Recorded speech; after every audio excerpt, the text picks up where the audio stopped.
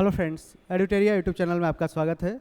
हम डिस्कशन करने जा रहे हैं 7500 प्लस बुक का डिस्कशन, और ये समान अध्ययन के पुस्तक है जिसमें 150 प्रैक्टिस सेट दिया गया है और एनसीईआरटी के सारे प्रश्नों को इसमें शामिल करने का प्रयास किया गया है सब्जेक्ट वाइज। शुरुआत करते हैं, सेट नंबर 15 का डिस्कशन है। तो पहले नंबर क्वेश्चन से देखते हैं कि लॉर्ड मैकाले की अध्यक्षता में प्रथम विधि आयोग यानी फर्स्ट लॉ कमीशन की स्थापना किसके अंतर्गत की गई थी।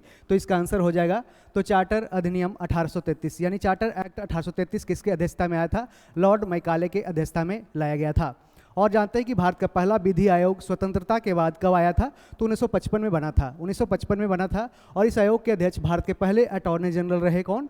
MC सीतलवाड़ थे। कौन? MC सीतलवाड़ थे। और इस आयोग का कार्यकाल कितना होता है? तो 3 साल का होता है। और किसके द्वारा? ये प्रेसिडेंट के द्वारा है जो स्थापित की जाती है, प्रेसिडेंट के द्वारा इसको बनाया जाता है। हालांकि ये क्या है? संवैधानिक निकाय नहीं है, एक वैधानिक निकाय भी नहीं है। एक क्या है? तो एक प्रेसिडेंट के द्वारा इसको बुलाया जाता है, हर एक 3 साल पे इसको बुलाया जाता है। और इसने 26 सितंबर 1958 को अपनी अंतिम रिपोर्ट पेश की थी।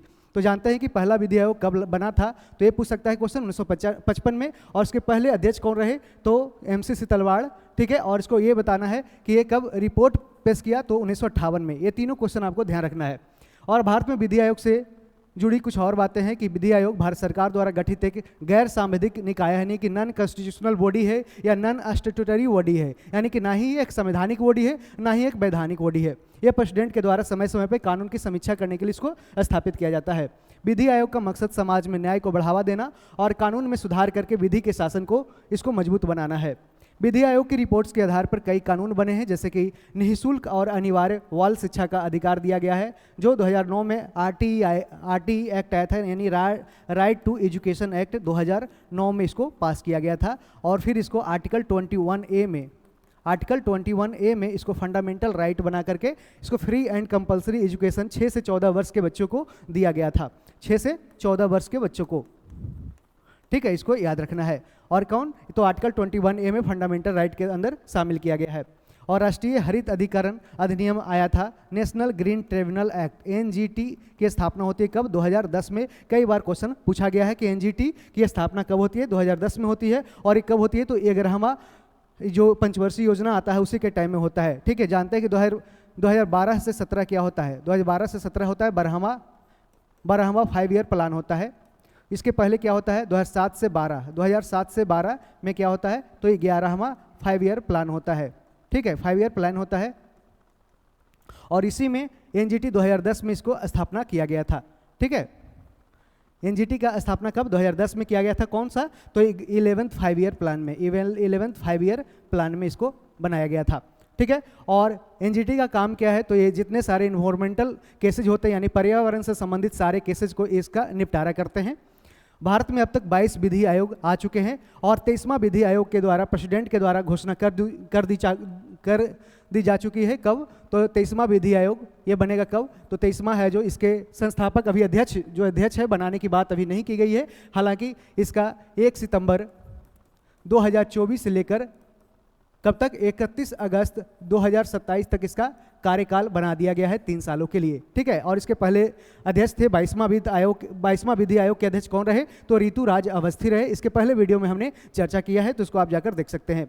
22वें विधि आयोग का कार्यकाल कब? तो 21 फरवरी 2020 से लेकर यह 31 अगस्त 2024 को ये समाप्त होता है। अब हम देखते हैं कि भारत सरकार अधिनियम 1935 की बात करते हैं। गवर्नमेंट ऑफ इंडिया एक्ट 1935 इसको बोलते हैं। तो इसको बोला था किसने? नेहरू ने बोला था गुलामी की जंजीर के नाम से इसको सुशोभित किया था। किसने? नेहरू ने कहा गुलामी की जंजीर के नाम से दिया था, गुलामी की जंजीर। ठीक है, किसने? नेहरू ने दिया था। और हम बात करते हैं तो भारत सरकार अधिनियम 1935 में क्या हुआ था? तो ये संघीय व्यवस्था का बात करता है, यानी फेडरल कॉन्स्टिट्यूशन या फेडरल सिस्टम ऑफ कॉन्स्टिट्यूशन की बात करता है। फेडरल कोर्ट की बात करता है, यानी संघीय न्यायालय की बात करता है। संघीय न्यायालय। और इसमें क्या हुआ कि इसमें प्रांतों से, यानी जो प्रोविंसेस से क्या हुआ? डायरकी का खत्म किया गया था, डायरकी खत्म कर दिया गया था, यानी द्विशासन की समाप्ति हो गया था। कहां से? ये प्रांतों से द्विशासन की समाप्ति। इसको क्या बोलते हैं? डायरकी बोलते हैं, डायरकी। इसको प्रोविंस यानी प्रांतों से हटा दिया गया था। कहाँ से? प्रांतों से, प्रांतों से हटा दिया गया, प्रांतों से हटा दिया गया था और इसको केंद्र में बहाल कर दिया। फिर केंद्र में इसको स्थापना कर दिया गया था, केंद्र में इसको स्थापित कर दिया गया था। अब हम देखते हैं कहाँ, तो भारत सरकार अधिनियम 1919 की बात करते हैं। तो 1919 के में देखते हैं कि इसमें क्या हुआ, तो बाई कैमरल लेजिस्लेचर लाया गया, द्विसदनीय सदन, द्विसदनीय व्यवस्था लाया गया, द्विसदनीय व्यवस्था लाया गया, ठीक है। और उस समय कौन था? मोंटेग्यू चेम्सफोर्ड के अध्यक्षता में ये, फिर उसके बाद ये भारत सरकार अधिनियम बनाया जाता है 1919 में, ठीक है, इसको याद रखना है। और पब्लिक अकाउंट कमेटी यानी लोक लेखा समिति की स्थापना भी इसी के द्वारा किया जाता है, लोक लेखा समिति की भी स्थापना किया जाता है, ठीक है, भारत सरकार अधिनियम 1919 के द्वारा, इसको याद रखना है। और एक हाई कमीशन की भी स्थापना की जाती है, ठीक है, एक हाई कमीशन की भी स्थापना की जाती है 1919 में गवर्नमेंट ऑफ इंडिया एक्ट के द्वारा। और उसके बाद क्या होता है, ये 1926 में यूपीएससी जैसा ही सिविल सर्विसेज के तहत अक्टूबर 1926 में इसका है जो एक प्रारंभिक घोषणा की जाती है, एक बनाने की घोषणा की जाती है, यूपीएससी जैसा सिविल सर्विस कमीशन की बात की जाती है। तो अब आगे हम बढ़ते हैं, ऑप्शन भी इसका करेक्ट हो जाएगा। सेकंड क्वेश्चन है कि निम्नलिखित में से कौन सा सही सुमेलित नहीं है? तो लोक लेखा समिति की बात करते हैं यानी पब्लिक अकाउंट कमेटी, पीएससी की बात करते हैं तो इसमें टोटल 22 सदस्य होते हैं, यानी कि 15 क्या होते हैं, 15 लोकसभा से होते हैं और 7 क्या होते हैं, राज्यसभा से। 15 लोकसभा और 7 होते हैं राज्यसभा के सदस्य होते हैं। प्राक्कलन समिति की बात करते हैं जिसे एस्टीमेट्स कमेटी बोलते हैं, एस्टीमेट्स कमेटी। ये बताता है कि किस तरह से कितना बजट में खर्चा होगा, उसके बारे में ये एस्टीमेट आंकड़ा लगाती है। और इसमें टोटल सदस्य कितने होते हैं? 30 सदस्य होते हैं। और ये 30 सदस्य किसके होते हैं? तो ये सिर्फ लोकसभा के ये सारे सदस्य होते हैं, सारे ये लोकसभा का, यानी कि नो मेंबर ऑफ राज्यसभा का एक भी सदस्य नहीं होता है, ठीक है, इसको याद रखना है। राज्यसभा के कोई भी सदस्य इसमें नहीं होता है, सिर्फ लोकसभा का सदस्य होता है, सिर्फ लोकसभा का सदस्य होता है। और बात करते हैं सार्वजनिक उपक्रम समिति यानी कि public undertaking committee, public undertaking committee की स्थापना कब होती है? तो इसकी स्थापना होती है कब? इसमें सदस्य कितने होते हैं? तो 30 सदस्य नहीं होते हैं, इसमें 15 लोकसभा से और 7 है जो राज्यसभा से होते हैं। कितना? 15 7 होता है, ठीक है। और ये क्या करता है? पब्लिक अंडरटेकिंग कमेटी क्या करता है? जितने सारे पब्लिक सेक्टर अंडरटेकिंग्स होते हैं, जो पीएसयू कंपनी, भारत सरकार की कंपनियां होती है, उसके बारे में ये देखरेख करती है, ठीक है, सार्वजनिक उपक्रम समिति। तो इसका ऑप्शन 3 गलत हो जाएगा, जबकि 1 और 2 सही दिया गया है, यानी कि कह रहा है कौन सा सही नहीं है, तो सिर्फ यहाँ पे 3, केवल 3 है जो इसमें गलत हो जाएगा। और भी हम देख लेते हैं कि कह रहा है कि प्राक्कलन समिति की बात हो गई कि एस्टीमेट्स कमेटी क्या होती है? ये संसद की सबसे बड़ी समिति होती है। जानते हैं कि इसके पहले क्या होता है कि लोक लेखा समिति, पब्लिक अकाउंट कमेटी होता है, 22 सदस्य होता है। सरकारी उपक्रम समिति कितना होता है? तो 22 सदस्य होता है, जिसमें 15 और 7, 15 लोकसभा 7 राज्यसभा से। और इसमें लोक लेखा समिति से 15 लोकसभा 7 राज्यसभा से। जबकि प्राक्कलन समिति की बात करते हैं तो इसमें 30 सदस्य होते हैं और ये सभी लोकसभा से ही होते हैं। यह समिति अर्थव्यवस्था और व्यय में दक्षता की रिपोर्ट करती है, कितना खर्च हुआ, और इकोनॉमी को इस तरह से देखने का कार्य करती है। इसकी स्थापना ब्रिटिश काल के दौरान 1920 के दशक में हुई थी। स्वतंत्र भारत में इसकी स्थापना कब होती है? 1950 में होती है। हालांकि पब्लिक अकाउंट कमेटी की स्थापना कब? 1920 में भी होती है। संसद की कुछ और समितियां जैसे है एक सरकारी आश्वासनों पर समिति, अधीनस्थ विधान पर समिति, पटल पर रखे गए कागजात संबंधी समिति बनाए जाते हैं, कार्य मंत्रणा समिति, नियम समिति, महिलाओं को शक्तियां प्रदान करने संबंधी समिति बनाई जाती है, आचार समिति, सामान्य प्रयोजनों संबंधी समिति, और इस तरह से बहुत सारे समिति बनाई जाती है। कुछ समिति होते हैं परमानेंट और कुछ होते हैं क्या, तो जब बनाए जाते हैं उसके जब कार्य पूरा हो जाता है तो उसको समाप्त कर दिया जाता है। यानी कोई परमानेंट कमेटी होता है, कोई एडहॉक कमेटी होता है, यानी कुछ समयों के लिए बनाया जाता है, और जब कार्य पूरा हो जाता है तो उसको फिर समाप्त कर दिया जाता है, ठीक है। अब हम आगे बढ़ते हैं। कह रहा रामनाथ कोविंद समिति किससे संबंधित है? रामनाथ कोविंद समिति जानते हैं रामनाथ कोविंद कौन थे? तो इसके जैसे अभी द्रौपदी मुर्मू है राष्ट्रपति, इनके पहले कौन राष्ट्रपति थे? तो रामनाथ कोविंद ही थे, और पहले बिहार के ये गवर्नर रह चुके हैं। ये बिहार के पहले राज्यपाल रह चुके हैं, बिहार के पहले राज्यपाल रह चुके हैं। और राज्यपाल बनते हैं, राज्यपाल बनने के बाद फिर ये भारत के राष्ट्रपति बनते हैं, ठीक है, इसको याद रखना है। और ये भी याद रखना है कि एक और बिहार के राज्यपाल कौन थे? डॉक्टर जाकिर हुसैन। डॉक्टर जाकिर हुसैन जो पहले मुस्लिम राष्ट्रपति बने थे, ठीक है, और इनका ऑफिशियल ऑफिस में इनकी मृत्यु हो जाती है डॉक्टर जाकिर हुसैन की, और ये बिहार के भी राज्यपाल रहे हैं जो भारत के राष्ट्रपति बने हैं। तो इसको दोनों फैक्ट को याद रखना है। ठीक है, कह रहा है रामनाथ कोविंद समिति किससे संबंधित है, और रामनाथ कोविंद समिति इसमें कितने टोटल सदस्य हैं, तो इसमें टोटल सदस्यों की संख्या 8 है, जिसमें पूर्व राष्ट्रपति रामनाथ कोविंद इसके अध्यक्ष हैं, और हरीश साल्वे एक वरिष्ठ अधिवक्ता हैं, साथ में अमित शाह गृह मंत्री और सहकारिता मंत्री भी हैं, और अधीर रंजन चौधरी कांग्रेस के नेता हैं। ठीक है, विपक्ष के नेता गुलाम नबी आज़ाद डीपीए पार्टी के हैं, और एनके सिंह जो 15वें वित्त आयोग के अध्यक्ष पूर्व अध्यक्ष रहे हैं एनके सिंह। ठीक है, याद रखना है एनके सिंह 15वें वित्त आयोग के अध्यक्ष एनके सिंह, और अरविंद पनगड़िया 16वें वित्त आयोग के अध्यक्ष बनाए गए हैं, और डॉक्टर सुभाष कश्यप लोकसभा के पूर्व महासचिव, और संजय कोठारी पूर्व मुख्य सत्यकर्ता आयुक्त, यानी कह रहा है कि पूर्व मुख्य सत्यकर्ता आयुक्त यानी सीबीसी, ये कौन रहे हैं, संजय कोठारी, ये सारे इसके प्रमुख यहाँ से अधिकारी हैं। किसे, ये रामनाथ कोविंद समिति थे, और इसका संबंध किससे है, तो ये चुनावी सुधार से संबंधित है, यानी 1 नेशन 1 इलेक्शन की बात करता है, 1 नेशन 1 इलेक्शन की यह बात करता है, इसी के बारे में इसको किया गया था। 1 नेशन 1 इलेक्शन यानी एक राष्ट्र एक चुनाव, एक राष्ट्र एक चुनाव। और बताया गया है कि इसने रिपोर्ट जब सौंपा है तो बताया है कि 2029 के बाद 2029 से क्या हो जाएगा कि इस तरह से 1 नेशन 1 इलेक्शन को इम्प्लीमेंट करने के प्रयास किया जाएगा। इस तरह से सारे जुडिशियरी एक्टिविटीज़ से लेकर के सारे इलेक्शन एक्सपेंडिचर से लेकर सारे जितना जो इलेक्शन में खर्च किए जाते हैं उससे सारे संबंधी आंकड़ों को मजबूत करने के लिए ये कमेटी ने सरकार को ये निर्देश दिया है। तो यहाँ पे देख सकते हैं किस तरह से यहाँ पे इसका आंसर क्या हो जाएगा, ऑप्शन भी करेक्ट हो जाएगा। अब हम आगे बढ़ते हैं कि मैं यह विचार सहन नहीं कर सकता कि जिस व्यक्ति के पास संपत्ति है यानी प्रॉपर्टी है वह वोट दे सकता है, लेकिन वह आदमी जिसके पास चरित्र है यानी कैरेक्टर है, बहुत ही अच्छा विचार का है, पर संपत्ति या उसे शिक्षा उसके पास नहीं है, तो क्या वह वोट नहीं दे सकता। यह है जो किसका कथन है, ये महात्मा गांधी का कथन है। महात्मा गांधी ने है जो कथन कहा था, और इसके बाद यूनिवर्सल अडल्ट फ्रेंचाइज यानी कि सभी को वोट देने का अधिकार दिया गया। शुरुआत में 21 वर्ष दिया गया था वोट देने का अधिकार, लेकिन बाद में क्या हुआ, 61वें संविधान संशोधन अधिनियम 1988 के द्वारा क्या किया गया, तो 1988 से 21 वर्ष से उम्र घटाकर क्या, तो 18 वर्ष की गई थी। ठीक है, वोट देने का अधिकार क्या, तो 18 वर्ष कर दी गई थी। इसको याद रखना है, 61st कॉन्स्टिट्यूशन अमेंडमेंट एक्ट के द्वारा किया गया था। ठीक है, इसको याद रखना है। और इसको वोट देने का अधिकार कब है, तो आर्टिकल 326 में दिया गया। आर्टिकल 326 में है जो वोट देने का अधिकार है, वोट देने का राइट टू वोट है। राइट टू वोट कहाँ पे है, आर्टिकल 326 में है। और एक क्या है, एक विधिक अधिकार है, एक विधिक अधिकार है, इसको ध्यान रखना है। एक फंडामेंटल राइट नहीं है, क्योंकि फंडामेंटल राइट वही राइट है जो आर्टिकल 12 से 35 पार्ट 3 में दिया गया है। अब हम आगे बढ़ते हैं। न्यायमूर्ति यूसी बनर्जी आयोग का गठन निम्नलिखित में से किसकी जांच के लिए किया गया था, तो ये वर्ष 2002 की गोधरा घटना की जांच करने के लिए किया गया था। यूसी बनर्जी उस समय रेल मंत्री कौन थे, तो रेल मंत्री उस समय लालू प्रसाद यादव थे। ठीक है, और इसका आंसर क्या हो जाएगा, ऑप्शन ए करेक्ट हो जाएगा।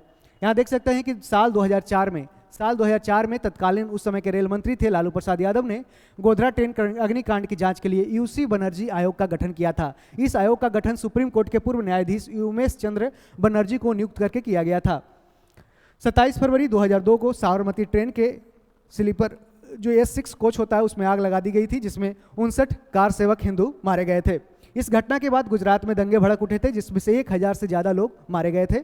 और गुजरात सरकार ने मार्च 2002 में इस घटना की जांच करने के लिए जस्टिस GD नानावती और KJ शाह की अध्यक्षता में एक आयोग बनाया था। किसने, गुजरात सरकार ने। गुजरात कैडर के IPS अधिकारी थे उस समय राकेश अस्थाना, उसके नेतृत्व में एक विशेष जांच दल यानी SIT का भी गठन किया गया था। बनर्जी ने अपनी अंतरिम रिपोर्ट जनवरी 2005 में पेश किया, और रिपोर्ट में आग को अस्थायी रूप से आकस्मिक आग बता दिया। इसी के कारण कि अचानक से आग जलने के कारण क्या हुआ, ट्रेन में कुछ ऐसा मिस्टेक हो गया, एक्सीडेंट हो गया, जिस कारण से क्या हुआ कि आग लग गया। हालांकि गुजरात हाईकोर्ट ने इस जो रिपोर्ट दिया था यूसी बनर्जी ने इसको नकार दिया, बोला कि नहीं ये पूरी तरह से संवैधानिक तरीके से है जो आयोग की गठन नहीं की गई थी। ठीक है, और रिपोर्ट में मामले से जुड़े साक्ष्यों को संभालने के लिए रेलवे के तरीके को भी आलोचना की गई थी। यहाँ पे अब आगे बढ़ते हैं कि भारतीय संविधान के अनुसार निम्नलिखित में से कौन सा देश के शासन के लिए आधारभूत है, तो इसमें राज्य के नीति निर्देशक तत्व यानी कि DPSP directive principles of state policy, ये कहाँ पे है, तो पार्ट 4A में है, पार्ट 4 में है, पार्ट 4 में है, और पार्ट 4 में है। और इसको ध्यान रखना है कहाँ से, आर्टिकल 36 से लेकर 51 तक दिया गया है, 36 से 51 तक ये दिया गया है। राज्य नीति के निर्देशक सिद्धांत यानी directive principles of state policy का मतलब होता है कि भारत के संविधान में निहित दिशा निर्देश या सिद्धांतों का समूह। ये सिद्धांत केंद्र और राज्य सरकारों को नीतियां और कानून बनाते समय पालन करना चाहिए। यदि वो पालन नहीं करते हैं, यदि वो कल्याणकारी राज्य की स्थापना के उद्देश्य से पालन नहीं करते हैं, तो अगले साल जब इलेक्शन होता है तो क्या होता है कि जनता के पास ऐसा जवाब होता है कि आप है जो वोट देंगे तो उसके वही सरकार को लाएंगे जो उसके लिए कार्य करेगी अगले 5 साल तक। और कह सकते हैं कि सिद्धांतों का मकसद होता है सामाजिक आर्थिक न्याय लाना और एक आधुनिक और कल्याणकारी राज्य की नींव प्रदान करना, यानी social justice, social economic justice provide करना और एक वेलफेयर स्टेट प्रोवाइड करना। किसमें दिया है? आर्टिकल 36 से 51 ये डीपीएसपी में दिया गया है। और डीपीएसपी भारतीय संविधान के भाग 4 के अनुच्छेद 336 से 51 में है और आयरलैंड के संविधान से लिया गया है और सरकार के लिए कानून बनाने के निर्देशों के रूप में ये काम करते हैं। ये गैर बाध्यकारी है, यानी कि नॉन इन्फोर्सिएबल है, यानी कि यदि आपका डीपीएसपी में कुछ प्रोविजंस है और वो उल्लंघन होता है या सरकार के द्वारा नहीं किया जाता है तो आप सुप्रीम कोर्ट या हाई कोर्ट नहीं जा सकते हैं, जैसे कि आर्टिकल 32 और 226 के द्वारा क्रमशः सुप्रीम कोर्ट और हाई कोर्ट जा सकते हैं अपने फंडामेंटल राइट को सुनिश्चित करने के लिए। इन सिद्धांतों के कारण यानी इनके नियमों के उल्लंघन पर अदालत में मामला नहीं चलाया जा सकता है। इन सिद्धांतों के बारे में जानकारी कहाँ दिया गया? संविधान के अनुच्छेद 37 में दिया गया है। डीपीएसपी के पीछे की अवधारणा क्या है? तो कल्याणकारी राज्य को बनाना है, यानी वेलफेयर स्टेट क्रिएट करना है। डीपीएसपी के जरिए सामाजिक और आर्थिक लोकतंत्र की स्थापना की जाती है, यानी social and economic justice. Social and economic justice, ये क्वेश्चन कई बार यूपीएससी एग्जाम में भी पूछा गया क्वेश्चन है, इकोनॉमिक जस्टिस। और ये फंडामेंटल राइट का क्या है? तो पॉलिटिकल जस्टिस। फंडामेंटल राइट क्या करता है? तो फंडामेंटल राइट करता है पॉलिटिकल जस्टिस। पॉलिटिकल जस्टिस यानी राजनैतिक न्याय। राजनैतिक न्याय, ठीक है। और ये करता है, ये क्या करता है? डीपीएसपी क्या करता है? तो सोशल एंड इकोनॉमिक जस्टिस करता है, जबकि क्या करता है? फंडामेंटल राइट, पॉलिटिकल जस्टिस करता है, राजनीतिक न्याय करता है। और ये इसमें ध्यान रखना है आपको। अब हम आगे बढ़ते हैं। कह रहा है कि ज्वालामुखी पर्वत है और किस देश में लोकेटेड है, कहाँ पे ये लोकेटेड है उससे मिलान करना है। और ये एक्टिव वोल्केनो है। यहाँ पे जानते हैं कोटोपैक्सी क्या है? तो कोटोपैक्सी किसी भी पर्वत पे सबसे ऊंचे में एक्टिव वोल्केनो होने वाला ये पर्वत कहाँ है? तो कोटोपैक्सी में है, ज्वालामुखी पर्वत जहाँ से होता है। ये कहाँ पे? इक्वाडोर में है। इक्वाडोर में है, याद रखना है। माउंट विसुवियस कहाँ है? तो ये जानते हैं ये फिलीपींस में नहीं है, कहाँ पे? इटली में है। ये इटली में है, ठीक है। और फुजियामा तो जानते ही जापान में है, ठीक है। फुजियामा कहाँ? जापान में है। जबकि किलीमंजारो कहाँ है? अंगोला में ना होकर कहाँ पे है? ये किलीमंजारो कहाँ है? तंजानिया में है। कहाँ? तंजानिया में। तंजानिया में है। और ये कहाँ? तंजानिया में, अफ्रीका में है। और अफ्रीका का सबसे ऊंचा माउंटेन है। अफ्रीका का सबसे ऊंचा माउंटेन है, सबसे ऊंचा माउंटेन है, ठीक है। ठीक है। विश्व का सबसे ऊंचा माउंटेन क्या है? तो माउंट एवरेस्ट है। और ये अफ्रीका महाद्वीप का पूरे ये क्या है? सबसे ऊंचा किलीमंजारो है, ठीक है। इसको याद रखना है, ठीक है। ये कहाँ पे? तंजानिया में होता है, ठीक है। तो कह रहा है कौन सा? 2 सही सुमेलित है। तो देख सकते हैं कि पहला और यहाँ पे तीसरा सही, 1 और 3 यहाँ पे सही दिया गया है। 1 और 3 यहाँ पे स्टेटमेंट सही है, ठीक है। ऑप्शन सी सही हो जाएगा। अब हम आगे बढ़ते हैं कि मानचित्र के कितने घटक होते हैं। तो मानचित्र में देख सकते हैं एक फिजिकल मैप होता है, पॉलिटिकल मैप होता है और फिर थीमेटिक मैप होता है। कहीं कहीं वर्षा, जंगल, पहाड़ी उस तरह से लोकेट करने के लिए कहाँ पे ये थीमेटिक मैप इस तरह से बनाए जाते हैं। जबकि कुछ पॉलिटिकल मैप होते हैं, कहाँ पे कौन सा राज्य है, उसकी राजधानी कहाँ है, इस तरह से कौन सा देश है, उसके जगह पे कौन कौन से उसके राज्य है, ये भी बताने का पॉलिटिकल मैप में दिखाता है। और फिजिकल मैप में दिखाता है ये पर्वत कहाँ पे है, मैदान कहाँ है, पठार कहाँ है, कहाँ पे ये नदी है, इसको दिखाने का प्रयास किसमें किया जाता है? तो ये फिजिकल मैप में। इस तरह से मानचित्र के टोटल 3 घटक देखे जाते हैं, ठीक है। इसको याद रखना कितने? तो टोटल 3 घटक होते हैं। अब हम आगे बढ़ते हैं। आर्कटिक महासागर और बेरिंग जल संधि यानी बेरिंग स्ट्रेट, बेरिंग स्ट्रेट,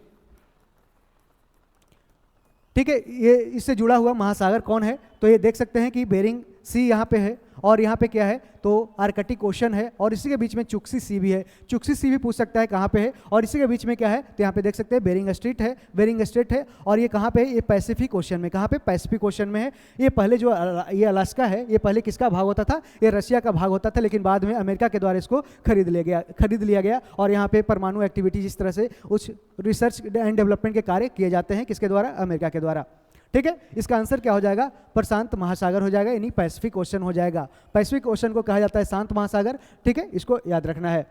और भी हमने महासागर के बारे में चर्चा किया है, तो पहले हम उसी चीज़ को स्किप करते जा रहे हैं जहां हमने पहले बता दिया है, ठीक है। क्योंकि वैसे स्टूडेंट है जो लगातार वीडियो देख रहे हैं तो उनको तो फिर ये इरिटेशन होगा, बोरिंग होगा कि हम बार बार उसी चीज़ को पढ़ रहे हैं, ठीक है। तो इसलिए आप पूरे कंटिन्यूअस वीडियो सीरीज को देखते रहें ताकि पूरा कंप्लीट आपको इन्फॉर्मेशन एक जगह मिलते जाए, ठीक है। तो ऑप्शन ए इसका करेक्ट हो जाएगा।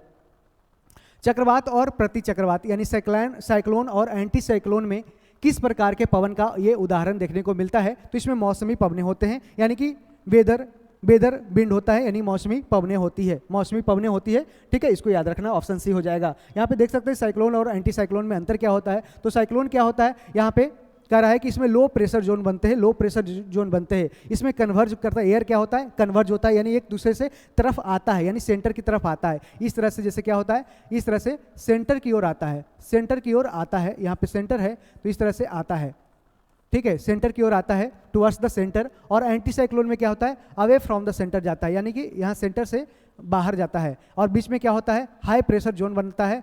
और इसमें क्या होता है, इसमें लो प्रेशर जोन बनता है। किसमें, इसमें लो प्रेशर जोन बनता है। इसमें क्या होता है, इसमें लो प्रेशर जोन, और इसमें क्या होता है, इसमें हाई प्रेशर जोन बनता है। और ये अवे फ्रॉम द सेंटर जाता है, यानी ये कह रहा है सेंटर से क्या होता है, बाहर भागता है परिधि की ओर, और इसमें क्या होता है, परिधि से सेंटर की ओर। और यहाँ पे देख सकते हैं हाई प्रेशर जोन इसमें डाइवर्ज होता है, हवा भागता है, जिस कारण से यहाँ मौसम साफ दिखने को मिलता है। और इसमें क्या होता है, मौसम बादल इसमें हो जाता है, और बहुत ही तरह से इसमें अधिक तूफान, आंधी, बारिश इस तरह से देखने को मिलता है। किसमें, साइक्लोन के केस में। चक्रवात की बात करते हैं तो चक्रवात में निम्न वायुदाब केंद्र में होता है और केंद्र से बाहर की ओर वायुदाब बढ़ता जाता है। यहाँ पे देख सकते हैं चक्रवात में वायु की दिशा क्या होती है, उत्तरी गोलार्ध में घड़ी के सुई के विपरीत यानी एंटी क्लॉकवाइज तथा दक्षिणी गोलार्ध में घड़ी के सुई के अनुरूप होती है। यहाँ पे देख सकते हैं क्या होता है, ए हो गया, यहाँ पे नॉर्थ हेमिस्फीयर हो गया, नॉर्थ हेमिस्फीयर और साउदर्न हेमिस्फीयर हो गया। इसमें क्या होता है, ये कह रहा है साइक्लोन का केस है, तो साइक्लोन के केस में क्या, तो कह रहा है एंटी क्लॉकवाइज। जिस तरह से घड़ी इधर से चलती है इसे, ठीक है, घड़ी क्या चलती है तो इस तरह से इसे चलती है क्लॉकवाइज, ठीक है। तो ये एंटी क्लॉकवाइज नॉर्दर्न हेमिस्फीयर में, और साउदर्न हेमिस्फीयर में क्या, तो ये क्लॉकवाइज होती है, ठीक है। ये क्या है साइक्लोन के केस में। और बात करते हैं इसमें एंटी साइक्लोन में क्या होता है, तो एंटी साइक्लोन में क्या होता है, ये 0 डिग्री है, ठीक है, इक्वेटर। और इसके बाद नॉर्दर्न हेमिस्फीयर में क्या होता है, तो इस तरह से ये क्लॉकवाइज, और यहाँ पे साउदर्न हेमिस्फीयर में एंटी क्लॉकवाइज होता है, ठीक है, मूवमेंट होता है। तो कह रहा है कि चक्रवात की आकृति क्या होता है, प्रायः गोलाकार होती है, अंडाकार होती है, और ये भी प्रकार की होती है। इस तरह से यहाँ पे देखने को मिल सकता है, आपको देखने को मिल रहा है। प्रति चक्रवात यानी एंटी साइक्लोन की बात करते हैं तो प्रति चक्रवात में उच्च वायुदाब केंद्र में होता है। उच्च वायुदाब यानी हाई प्रेशर जोन कहाँ होता है, केंद्र में होता है, और केंद्र से बाहर की ओर यह धीरे धीरे घटते जाता है। प्रति चक्रवात में वायु की दिशा उत्तरी गोलार्ध में घड़ी के सुई के अनुरूप तथा दक्षिणी गोलार्ध में घड़ी के सुई के विपरीत होता है, जैसा हमने यहाँ पे आपको बता दिया है। एंटी साइक्लोन में क्या होता है, समदाब रेखाएं प्रायः गोलाकार होती है। क्या होता है, प्रायः समदाब जो रेखा होता है प्रायः गोलाकार होता है, ठीक है। और इसको ध्यान रखना है कि क्या होता है, इसमें मौसम साफ होता है, जबकि साइक्लोन में क्या होता है, तेज आंधी, तूफान, बारिश देखने को मिलता है, ठीक है। अब हम आगे बढ़ते हैं। कह रहा है गुप्तकालीन प्रमुख मंदिर और स्तूप में कौन सा बेमेल है, कौन सा सही मेल नहीं किया गया है।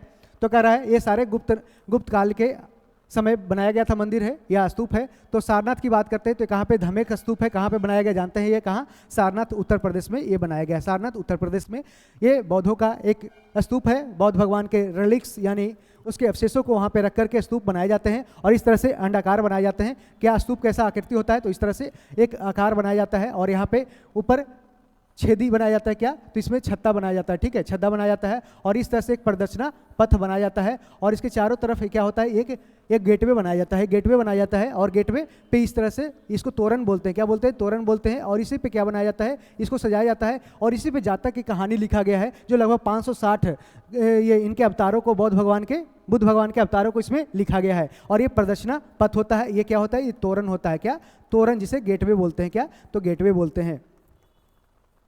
और ये क्या होता है, हेमी स्फेरिकल, यानी कि अंडाकार, अर्धगोलाकार या अंडनुमा आकार का ये बना होता है। और ये शुरुआत में क्या होता है, एक कच्ची ईंट से बनाया गया था, लेकिन बाद में इसको बाद में अनेक शासक आते हैं जिसको इसको क्या करता है, मरम्मत करता है, रिपेयर कराता है, इसको ईंट से फिर बनाने का प्रयास करता है, कभी कभी पत्थर से भी, फिर बाद में इसको सजाने का कार्य करता है, ठीक है। अब हम बात करते हैं नालंदा में। तो बौद्ध विहार, यहाँ पे जानते हैं कि नालंदा यूनिवर्सिटी में बौद्ध की शिक्षा दी जाती थी।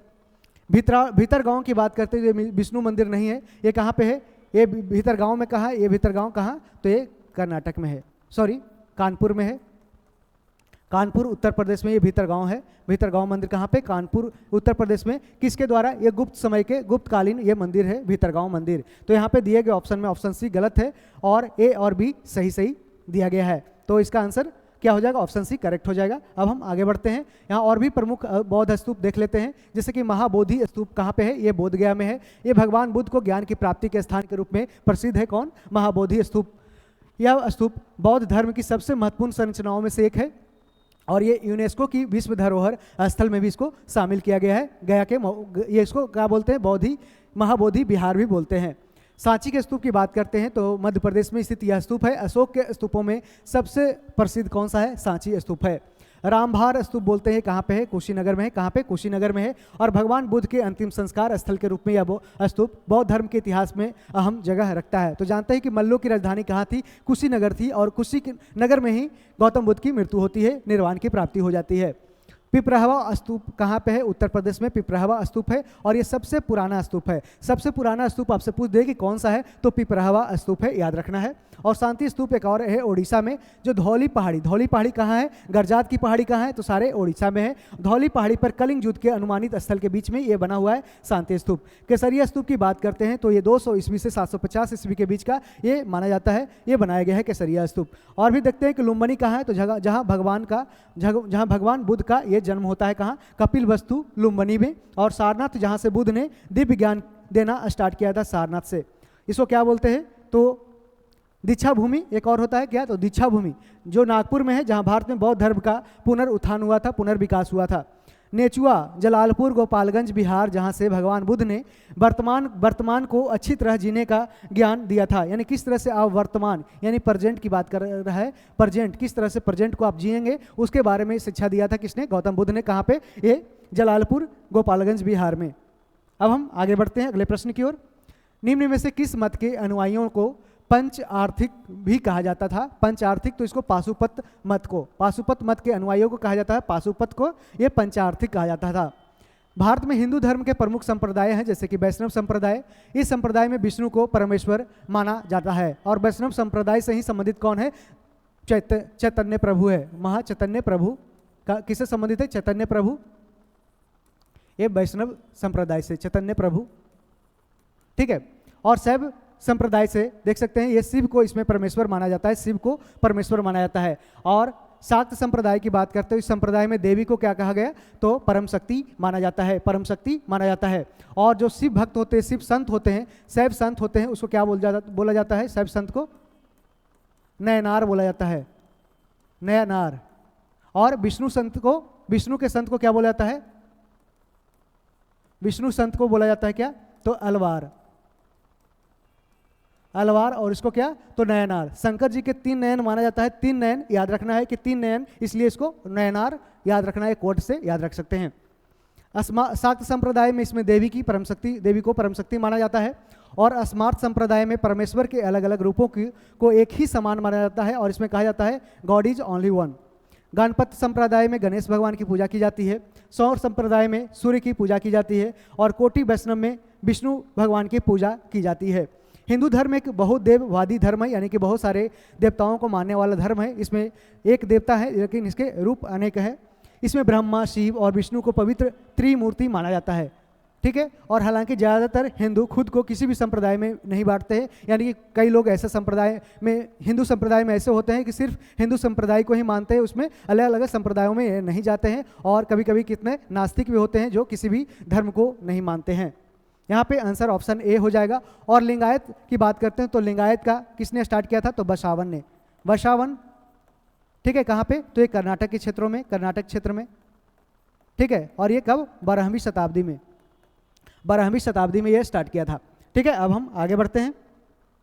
निम्न में से किस हड़प्पा स्थल से कांसे का दर्पण मिला है? कांसा का दर्पण यानी copper mirror, sorry bronze mirror की बात करते हैं। ब्रोंज मिरर यानी कांसे का दर्पण। ये ब्रोंज किससे बना होता है? तो कॉपर प्लस टीन का बना होता है, कॉपर प्लस टीन का बना होता है। और कॉपर वहाँ पे कहाँ पाया जाता था? तो ये खेतड़ी के, राजस्थान के खेतड़ी में। कहाँ पे?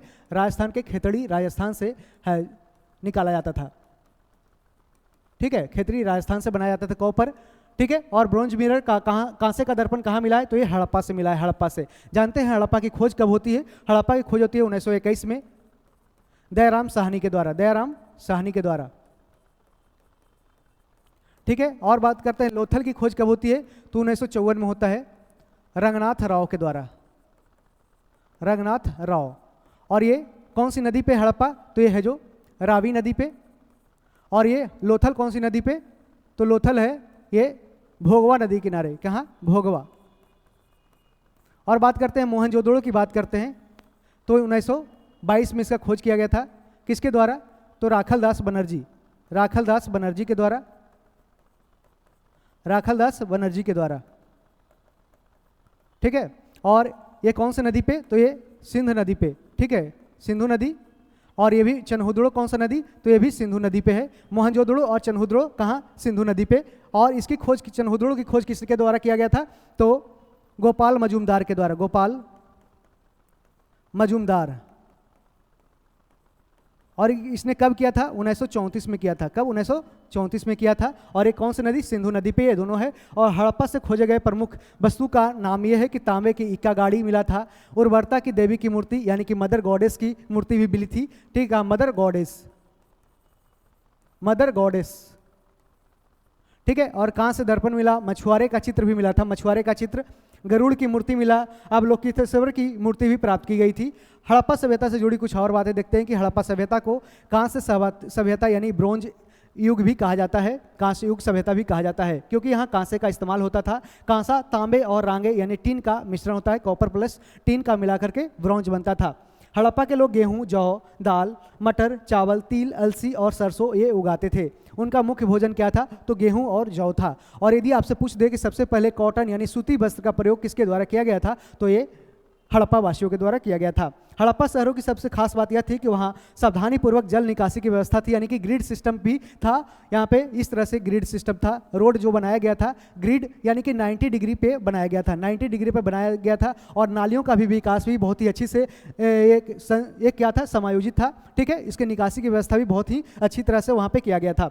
सिंधु घाटी सभ्यता के लोथल शहर में एक बंदरगाह था, जिसे देश का सबसे पुराना बंदरगाह कहा जाता है। लोथल में वो था, उस समय पोर्टयार्ड था। और बात करते हैं यहाँ पे लोथल का, तो लोथल से क्या? तो इसमें बंदरगाह था, जहाँ पे पुराना बंदरगाह इसको माना जाता है। और लोथल से क्या हुआ था? तो वहाँ पे फायर अल्तार की भी खोज किया गया था। वहाँ से चावल के भूसी का भी खोज किया गया था, याद रखना है। मोहनजोदड़ो से बात करते हैं तो यहाँ ग्रेट बाथ खोज किया गया था, यानी विशाल स्नानागार, ग्रेट ग्रैंडरी यानी विशाल अनानागार, इसको भी खोज किया गया था। और मोहनजोदड़ो से लेडी डांसिंग गर्ल जो ब्रोंज स्ट्रक्चर का बना हुआ था और लोस्ट बैक्स टेक्निक के आधार पे इसको मोम को पिघला करके बनाया गया था, लेडी डांसिंग गर्ल, इसको भी याद रखना है।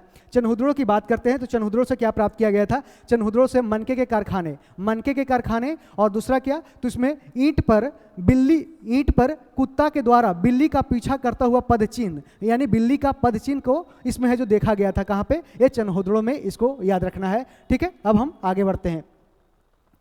14 नंबर प्रश्न कह रहा है सिखों की राखी व्यवस्था के अंतर्गत उपज का कितना प्रतिशत हिस्सा संरक्षण के लिए लिया जाता था? कभी कभी क्या होता था उस समय, जब ये मध्यकालीन भारत की बात करते हैं या फिर मध्यकालीन के बाद आधुनिक के पहले की बात करते हैं, तो उस समय सिख समाज चल रहा था। उस समय क्या था? सिख साम्राज्य और अलग अलग मैसूर, मराठा, उस तरह से जैसे कि मराठा सारदेश मुखी या चौथ उस तरह से कर वसूलते थे अपने आसपास के पड़ोसी राज्यों से, या फिर प्रोटेक्शन देने के लिए। किसके लिए? तो प्रोटेक्शन यानी संरक्षण देने के लिए। यदि आप हमें टैक्स देते रहेंगे तो क्या होगा? आपको हम संरक्षण प्रोवाइड करते रहेंगे, यानी कि आपकी सुरक्षा हमारी जिम्मेदारी रहेगी। लेकिन आप जैसे ही टैक्स देना बंद करेंगे तो क्या होगा कि आपकी जिम्मेदारी हमारी जिम्मेदारी खत्म हो जाती है, आप पे कोई भी आक्रमण कर सकता है, लूटमार आपका हो सकता है। तो उसी आधार पे क्या हुआ कि 18वीं शताब्दी में कई योग्य नेताओं के नेतृत्व में सिखों ने अपने आप को पहले जत्थों में, पहला एक जत्था बनाया, उसके बाद मिसल में संगठित किया। तो मिसल में जानते हैं मिसल क्या होता है? तो इस तरह से एक जत्था हुआ, उसके बाद एक इस तरह से कन्फेडरेसी बना गया, उसको मिसल बोले। इसको क्या बोलते हैं? मिसल बोल दिए, मिसल। और इस तरह से मिसल कितने? तो 12 मिसल बनाए गए थे। और सबसे सुकरचकिया मिसल है, उसी में से राजा रंजीत सिंह रहते थे। राजा रंजीत सिंह कहाँ से बिलोंग करते थे? सुकरचकिया मिसल से, इसको याद रखना है। एक क्वेश्चन पूछा गया है तो याद रखना है सुकरचकिया मिसल।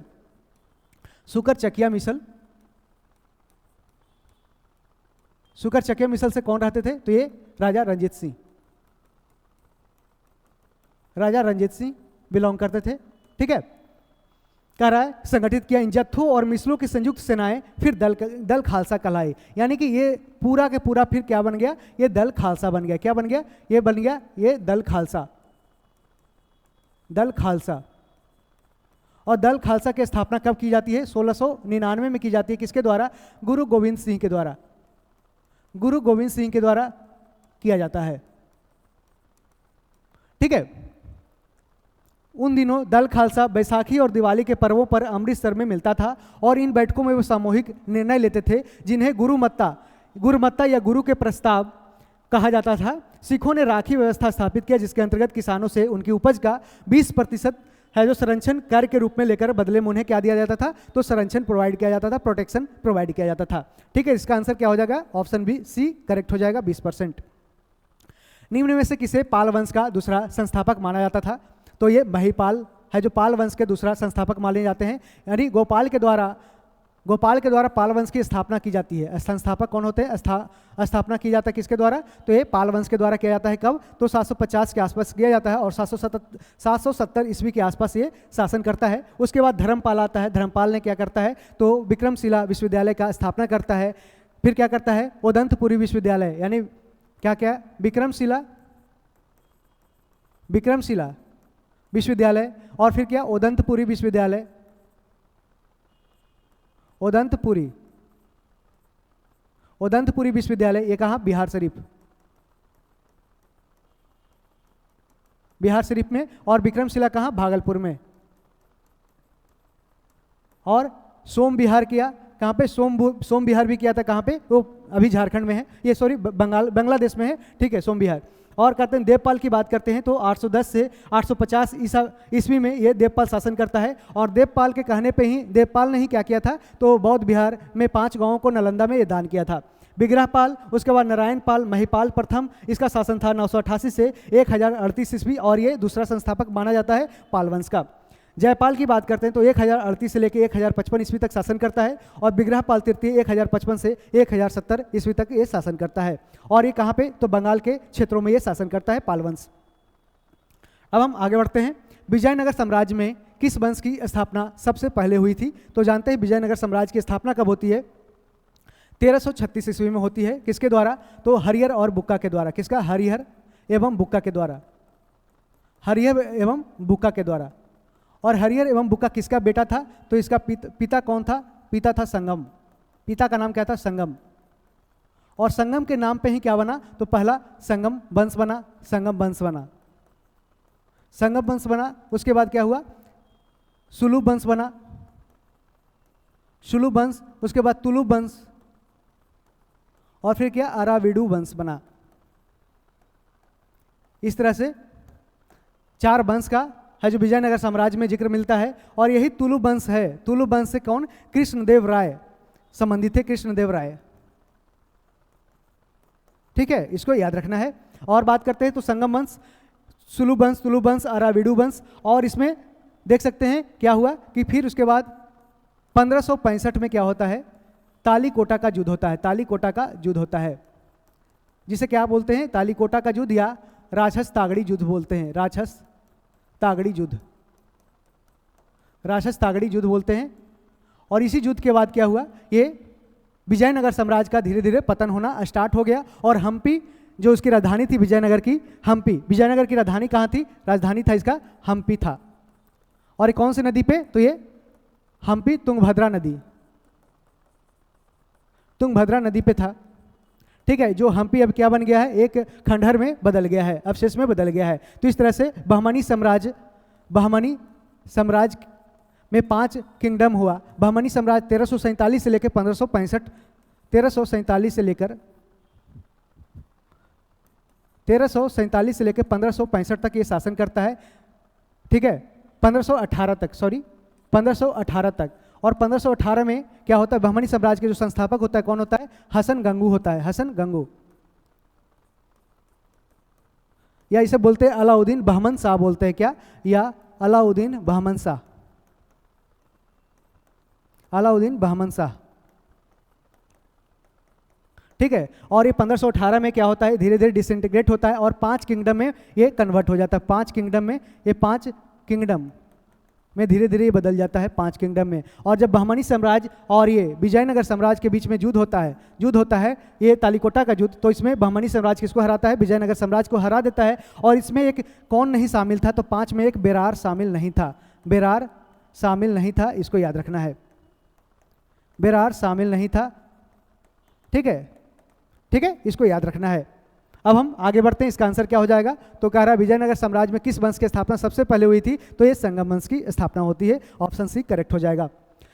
कह रहा निम्न में से किसकी उपाधि दुर्रे दुरानी यानी युग का मोती था। दुर्रे दुरानी था किसका, तो उपनाम था ये अहमद शाह अब्दाली का, अहमद शाह अब्दाली का। नादिर शाह के बारे में जानते हैं कि 1739 में ये भारत पे आक्रमण करता है और उसमें कौन रहता है, तो मोहम्मद शाह रंगीला शासन में रहता है। और वहाँ जो मयूर सिंहासन होता है जिस पे वो बैठा रहता है, शाहजहाँ के द्वारा ये बनवाया गया था मयूर सिंहासन, उसको है जो लेकर के चला जाता है किसके पास, तो अहमद शाह अब्दाली के पास चला जाता है।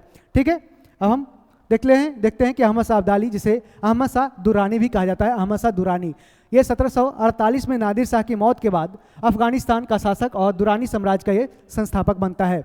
अब्दाली को अफगान कबीलों की पारंपरिक पंचायत जिरगा ने शाह बनाया था, जिसकी बैठक पश्तूनों के गढ़ कहाँ, कंधार में हुई थी। अहमद शाह अब्दाली ने कितने वर्ष तक शासन किया, 25 वर्ष तक। और ताजपोशी के वक्त साबिर शाह नाम के एक सूफी दरवेश ने अहमद शाह अब्दाली को दुरान का खिताब दिया था, जिसका मतलब होता है मोतियों का मोती, मोतियों का मोती। ठीक है, इसके बाद से ये कबीले के दुरानी के रूप से जाना जाने लगा। ठीक है, यहाँ पे देख सकते हैं भारत पर कितनी बार आक्रमण किया, तो 1748 से तथा 1767 ईस्वी के बीच 6 बार चढ़ाई किया था, 6 बार चढ़ाई किया। उसने पहला आक्रमण किया था 1748 में, कहाँ, पंजाब पर किया था, इसको याद रखना है, जो असफल रहा था। उसके बाद 1749 में उसने पंजाब पर दूसरा आक्रमण किया और वहाँ के गवर्नर मोइन उल मुल्क को पराजित किया था। 1752 में नियमित रूप से पैसा न मिलने के कारण पंजाब पर उसने तीसरा आक्रमण किया। उसने हिंदुस्तान पर चौथी बार आक्रमण इमाद उल मुल्क को सजा देने के लिए किया था। किसको, इमाद उल मुल्क को सजा देने के लिए किया था। 1753 में मोइन उल मुल्क की मृत्यु हो जाने के बाद इमाद उल मुल्क ने अदीना बेग खान को पंजाब के सूबेदार नियुक्त किया। ठीक है, इस घटना के बाद अब्दाली ने हिंदुस्तान पर हमला करने का निश्चय किया। उसने अपना सबसे बड़ा हमला कब किया, 1757 में किया। कब, 1757 में किया था। और उस समय मुगल बादशाह कौन था, आलमगीर द्वितीय था, आलमगीर द्वितीय था। कौन, इसको याद रखना, आलमगीर द्वितीय था, आलमगीर द्वितीय मुगल बादशाह था।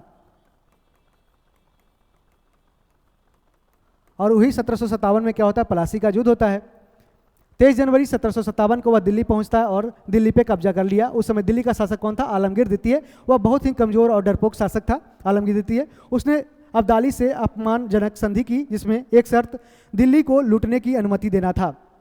अहमद शाह अब्दाली 1 महीने तक दिल्ली में ठहरकर लूटमार करता रहा। वहाँ की लूट में उसे करोड़ों की संपदा हाथ लगी और उसकी लूट का आलम यह था कि पंजाबी में एक कहावत मशहूर हो गई थी कि खादा पीता लाहेदा रहदा अहमद साहेदा, अर्थात जो खा लिया पी लिया और तन को लगा लिया वही अपना है, बाकी तो अहमद शाह अब्दाली लूट कर ले ही जाएगा, ऐसा कथन है जो दिल्ली में उस समय फेमस हो गया था। 1761 में पानीपत की लड़ाई में अहमद शाह अब्दाली और मराठों के बीच होता है और उस समय अहमद शाह अब्दाली के द्वारा क्या होता है, मराठों को हरा दिया जाता है। और एक अफगानी शासक होता है, क्या, अफगानी शासक। कहीं पूछा जाता है कि अफगानों और मराठाओं के बीच में पानीपत का तृतीय युद्ध होता है, जिसमें अफगानों ने मराठाओं को हरा दिया और इस तरह से अफगान की विजयी होती है और अंग्रेज का उसमें फ़ायदा होता है कि उसका सत्ता और भी मजबूत भारत में हो जाता है और मराठा का सपना धीरे धीरे जो भारत विजयी होने का था वो धीरे धीरे खत्म होता चला गया। बात करते हैं किसने कहा था, कांग्रेस आंदोलन न तो लोगों द्वारा प्रेरित था, न ही उनके द्वारा सोचा गया योजनाबद्ध, किसने कहा था कि कांग्रेस आंदोलन न तो लोगों द्वारा प्रेरित था, न ही यह उनके द्वारा सोचा या योजनाबद्ध किया गया था, न ही वो किसी ने फॉर्मेट किया था, न ही बनाया था, न ही किसी ने सोचकर बनाया था। ये जनता का ये क्या ऑर्गेनाइजेशन नहीं था। किसने कहा था, तो सर सैयद अहमद खान ने कहा था। इसे सर की उपाधि भी दी गई थी, नाइटहुड की उपाधि भी दी गई थी सैयद अहमद खान का। ये शुरुआत में क्या होते हैं, ये हिंदू मुस्लिम एकता की बात करते हैं, लेकिन बाद में क्या होता है, ये मुस्लिम में क्या होता है, इस शिक्षा को आगे बढ़ाने का कार्य करता है। कौन, सर सैयद अहमद खान। और 1875 में क्या होता है, 1875 में ये एंग्लो यूनिवर्सिटी की भी स्थापना करते हैं, जो 1820 में एक पूरी तरह से मोहम्मदन एंग्लो यूनिवर्सिटी जो अलीगढ़ विश्वविद्यालय बन के तैयार होता है। ठीक है। और पैट्रियोटिक एसोसिएशन ऑफ इंडिया की स्थापना सर सैयद अहमद खान और बनारस के राजा शिव प्रसाद के द्वारा 1888 में किया जाता है। इसको भी ध्यान रखना है। 1888 में क्या होता है? Patriotic association, United patriotic association of India, United patriotic association of India और एसोसिएशन ऑफ इंडिया की स्थापना की जाती है 1888 में। किसके द्वारा? तो ये सर सैयद अहमद खान और प्लस बनारस के राजा शिव प्रसाद, बनारस के राजा शिव प्रसाद के द्वारा। और इन दोनों को कहा जाता है कि ऐसे दो थे जो अंग्रेज इसका यूज करते थे, भारत में फुट डालो और राजनीति करो के तहत इसको जो उस तरह से प्रोपेंडा फैलाने के लिए इस्तेमाल करता था। कौन? अंग्रेज करता था। ऑप्शन भी इसमें करेक्ट हो जाएगा। लॉर्ड डफरिन की बात करते थे 1884 से 88 तक इसका कार्यकाल रहता है। और इसमें जानते हैं कि 1885 में कांग्रेस का स्थापना किया जाता है। लॉर्ड कर्जन की बात करते हैं तो ये 1905 तक रहता है। ठीक है। और इसमें क्या होता है कि बहुत सारे आयोग बनाते हैं। फ्रेजर आयोग बनाते हैं जो पुलिस रिफॉर्म्स की बात करता है। उसमें रैले आयोग बनाता है जो विश्वविद्यालय में किस तरह से उसका रिव्यू करना है उसके बारे में बात करता है। ठीक है, इसको याद रखना है। लाला लाजपत राय की बात करते हैं तो लाला लाजपत राय अमेरिका भी गए थे पढ़ने के लिए और इनकी मौत कब होती है? तो 1928 में होती है। कब? तो ये साइमन कमीशन गो बैक का नारा लगाते हुए कहाँ पे? सॉन्डर्स के द्वारा ये लाठियों की चोट से इनकी मौत हो जाती है। तो ऑप्शन क्या हो जाएगा? ऑप्शन बी इसमें करेक्ट हो जाएगा। राजनीतिक सुधारों को लेकर के विरोध करने वाले पहले भारतीय कौन थे? तो राजाराम मोहन राय यानी ट्रिपल आर थे। RRR कौन? ये राजाराम मोहन राय। राजाराम मोहन राय का जन्म होता है कब? 22 मई 1774 को होता है। कहाँ पे? राधानगर, जो बंगाल प्रेसिडेंसी में होता है। एक बंगाली ब्राह्मण परिवार में होता है। और वह फारसी, अरबी, अंग्रेजी, बंगाली और हिंदी के महान विद्वान थे। और उन्होंने ग्रीक और लैटिन भी सीखी थी। वेद, उपनिषद और हिंदू दर्शन का भी उन्हें गहरा ज्ञान था। राजाराम मोहन राय ने अपनी उदार शिक्षा के माध्यम से बौद्ध धर्म, हिंदू धर्म और इस्लाम में एक अच्छा आधार प्राप्त किया था। उन्हें भारतीय पुनर्जागरण के जनक यानी कि फादर ऑफ इंडियन रेनेसेंस कहा जाता है। फादर ऑफ इंडियन रेनेसेंस किसको कहा जाता है? भारतीय पुनर्जागरण के जनक राजाराम मोहन राय को कहा जाता है। और ये आधुनिक भारत के निर्माता कहा जाता है यानी कि फादर ऑफ मॉडर्न इंडिया। या फिर कहा जाता है कि भारत का सबसे पहला आधुनिक पुरुष कौन था? तो राजाराम मोहन राय ही था। वह मानव गरिमा और सामाजिक समानता के आधुनिक वैज्ञानिक दृष्टिकोण और सिद्धांतों में ये विश्वास करते थे और ये मूर्ति पूजा में विश्वास नहीं करते थे। राजाराम मोहन राय 1803 में ब्रिटिश ईस्ट इंडिया कंपनी में शामिल होते हैं और उन्होंने अंग्रेजी अधिकारी डिगबी की सेवा की। किसकी? तो डिगबी की सेवा की, जिनसे उन्होंने पश्चिम उधार और तर्क संगत विचारों को सीखा था। 1814 में वह सेवा से रिटायर्ड हो गए और खुद को सार्वजनिक सेवा में लगा दिए। राजाराम मोहन राय ने इंग्लैंड में अकबर द्वितीय का प्रतिनिधित्व किया, जहां उन्होंने अपनी पेंशन और भत्तों के लिए गुहार लगाई थी। किसकी पेंशन? तो ये अकबर द्वितीय के पेंशन के बारे में बात करने वो इंग्लैंड भेजा था। किसने? तो अकबर द्वितीय ने भेजा था। अकबर द्वितीय जानते हैं कि कब से? 1806 से लेकर 1833 तक ये शासन में रहता है। ठीक है, 1806 से 33 के आसपास रहता है। और उसी समय क्या होता है? अकबर द्वितीय को भेजा जाता है वहाँ पे इंग्लैंड में, जो वहाँ पे इंग्लैंड का राजा इसका स्वागत भी करता है। ठीक है, बात भी करता है। इसके बाद ये अकबर के द्वारा इन्हें राजा की उपाधि दी जाती है। कहाँ? ये राजा दिया जाता है, राजाराम मोहन राय की उपाधि दी जाती है। ठीक है, मेनिंजाइटिस के कारण, यानी मेनिंजाइटिस एक ब्रेन में बीमारी होती है, भूलने की बीमारी, और इसी कारण 27 सितंबर 1833 को इंग्लैंड में उनका निधन हो जाता है। ठीक है, कहाँ पे? इंग्लैंड के ब्रिस्टल में। कहाँ? ब्रिस्टल में। ब्रिस्टल में उनकी मृत्यु हो जाती है। ब्रिस्टल में उनका स्मारक भी बनाया गया है राजाराम मोहन राय का। और जानते हैं कि 1829 में क्या करते हैं? ये 1829 में सती प्रथा का एबोलिशन होता है। सती प्रथा, ठीक है, सती प्रथा का खत्म होता है। कहाँ से? ये किसके सहयोग से? लॉर्ड विलियम बेंटिंग के सहयोग से। कहाँ पे किया जाता है? 1829 में सती प्रथा का खात्मा किया जाता है। और फिर ये कौन सा सेक्शन? तो सेक्शन रहता है 17।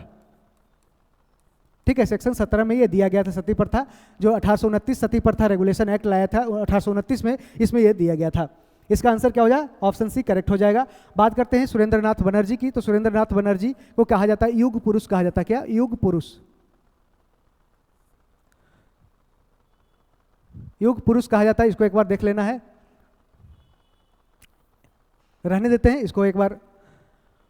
ठीक है, दादा भाई नौरोजी की बात करते हैं तो पॉवर्टी एंड ब्रिटिश रूल लिखा गया था किसके द्वारा? दादा भाई नौरोजी के द्वारा। ठीक है, और सुरेंद्रनाथ बनर्जी क्या थे? तो ये कांग्रेस के सदस्य थे और इंडियन एसोसिएशन की स्थापना करते हैं। इंडियन एसोसिएशन की स्थापना भी करते हैं। कौन? ये। और यही इंडियन एसोसिएशन क्या होता है? ये इंडियन नेशनल कांग्रेस में ये कन्वर्ट हो जाता है, इंडियन नेशनल कांग्रेस ये बन जाता है। ठीक है, इसको याद रखना है। बाल गंगाधर तिलक की बात करते हैं तो जानते हैं कि ये चप्पेकर बंधु, जो चप्पेकर बंधु प्लेग अधिकारी रैंड का हत्या करते हैं, जिस कारण से ये अपने लेखों में उनके कार्य को, साहसिक कार्य को ज़्यादा बढ़ा चढ़ा कर इसको बताते हैं, जिस कारण से इन पे देशद्रोह का जो मुकदमा लगता है और ये 6 सालों को इनका जेल हो जाता है। और बाल गीता रहस्य किसने लिखा? तो बाल गंगाधर तिलक ने लिखा था, इसको याद रखना है। अब हम आगे बढ़ते हैं। निम्नलिखित से कौन सा सुमेलित नहीं है? तो कौन सा सुमेलित नहीं है? तो इसमें देखते हैं कि एशियाटिक सोसाइटी ऑफ बंगाल की स्थापना 1784 में की जाती है। किसके द्वारा? तो ये विलियम जोन्स के द्वारा। और एशियाटिक सोसाइटी ऑफ बंगाल क्या था? तो उसमें बहुत सारे जो पुरातात्विक खोज होती थी उसके बारे में पढ़ा जाता था, उसके बारे में रिसर्च किया जाता था, और भी बहुत सारे किताब होते थे, उस तरह से उपनिषद होते थे, वेद होते थे, उसके बारे में वहाँ पे जांच पड़ताल की जाती थी, उसके बारे में गहन अध्ययन किया जाता था, उस पर शोध किया जाता था। एशियाटिक सोसाइटी ऑफ बॉम्बे में ये 1804 में इसका स्थापना होता है। Royal Asiatic Society of Britain 1823 में स्थापना होता है। और लैंड होल्डर सोसाइटी की स्थापना बंगाल में कब होती है? तो 1837 में होता है। कब? 1837 में होता है। किसके द्वारा होता है? तो राधाकांत देव इसके सदस्य होते हैं। राधाकांत देव सदस्य होते हैं। ठीक है, इसको भी याद रखना है, राधाकांत देव इसके भी सदस्य होते हैं। और ये पहला पूरी तरह से राजनीतिक संगठन जो भारत में कार्य करना स्टार्ट किया था, यही Land Holder Society of Bengal. ठीक है, इसे लैंड होल्डर सोसाइटी भी कहते हैं। ये सबसे पहला राजनीतिक संगठन था, भारत का सबसे पहला राजनीतिक संगठन था। और इसका उद्देश्य क्या था कि जमींदारों में से द्वारा ज़्यादा जो टैक्स वसूला जा रहा था उसकी समाप्ति करना, और किसानों को उसके अनुसार, किसानों के सुविधा अनुसार उससे लोन मतलब क्या बोलते हैं उसको, लगान वसूला जाना चाहिए था। इस तरह से बहुत सारे इसमें डिमांड की गई थी। इसके लिए ऑप्शन डी इसका आंसर सही हो जाएगा।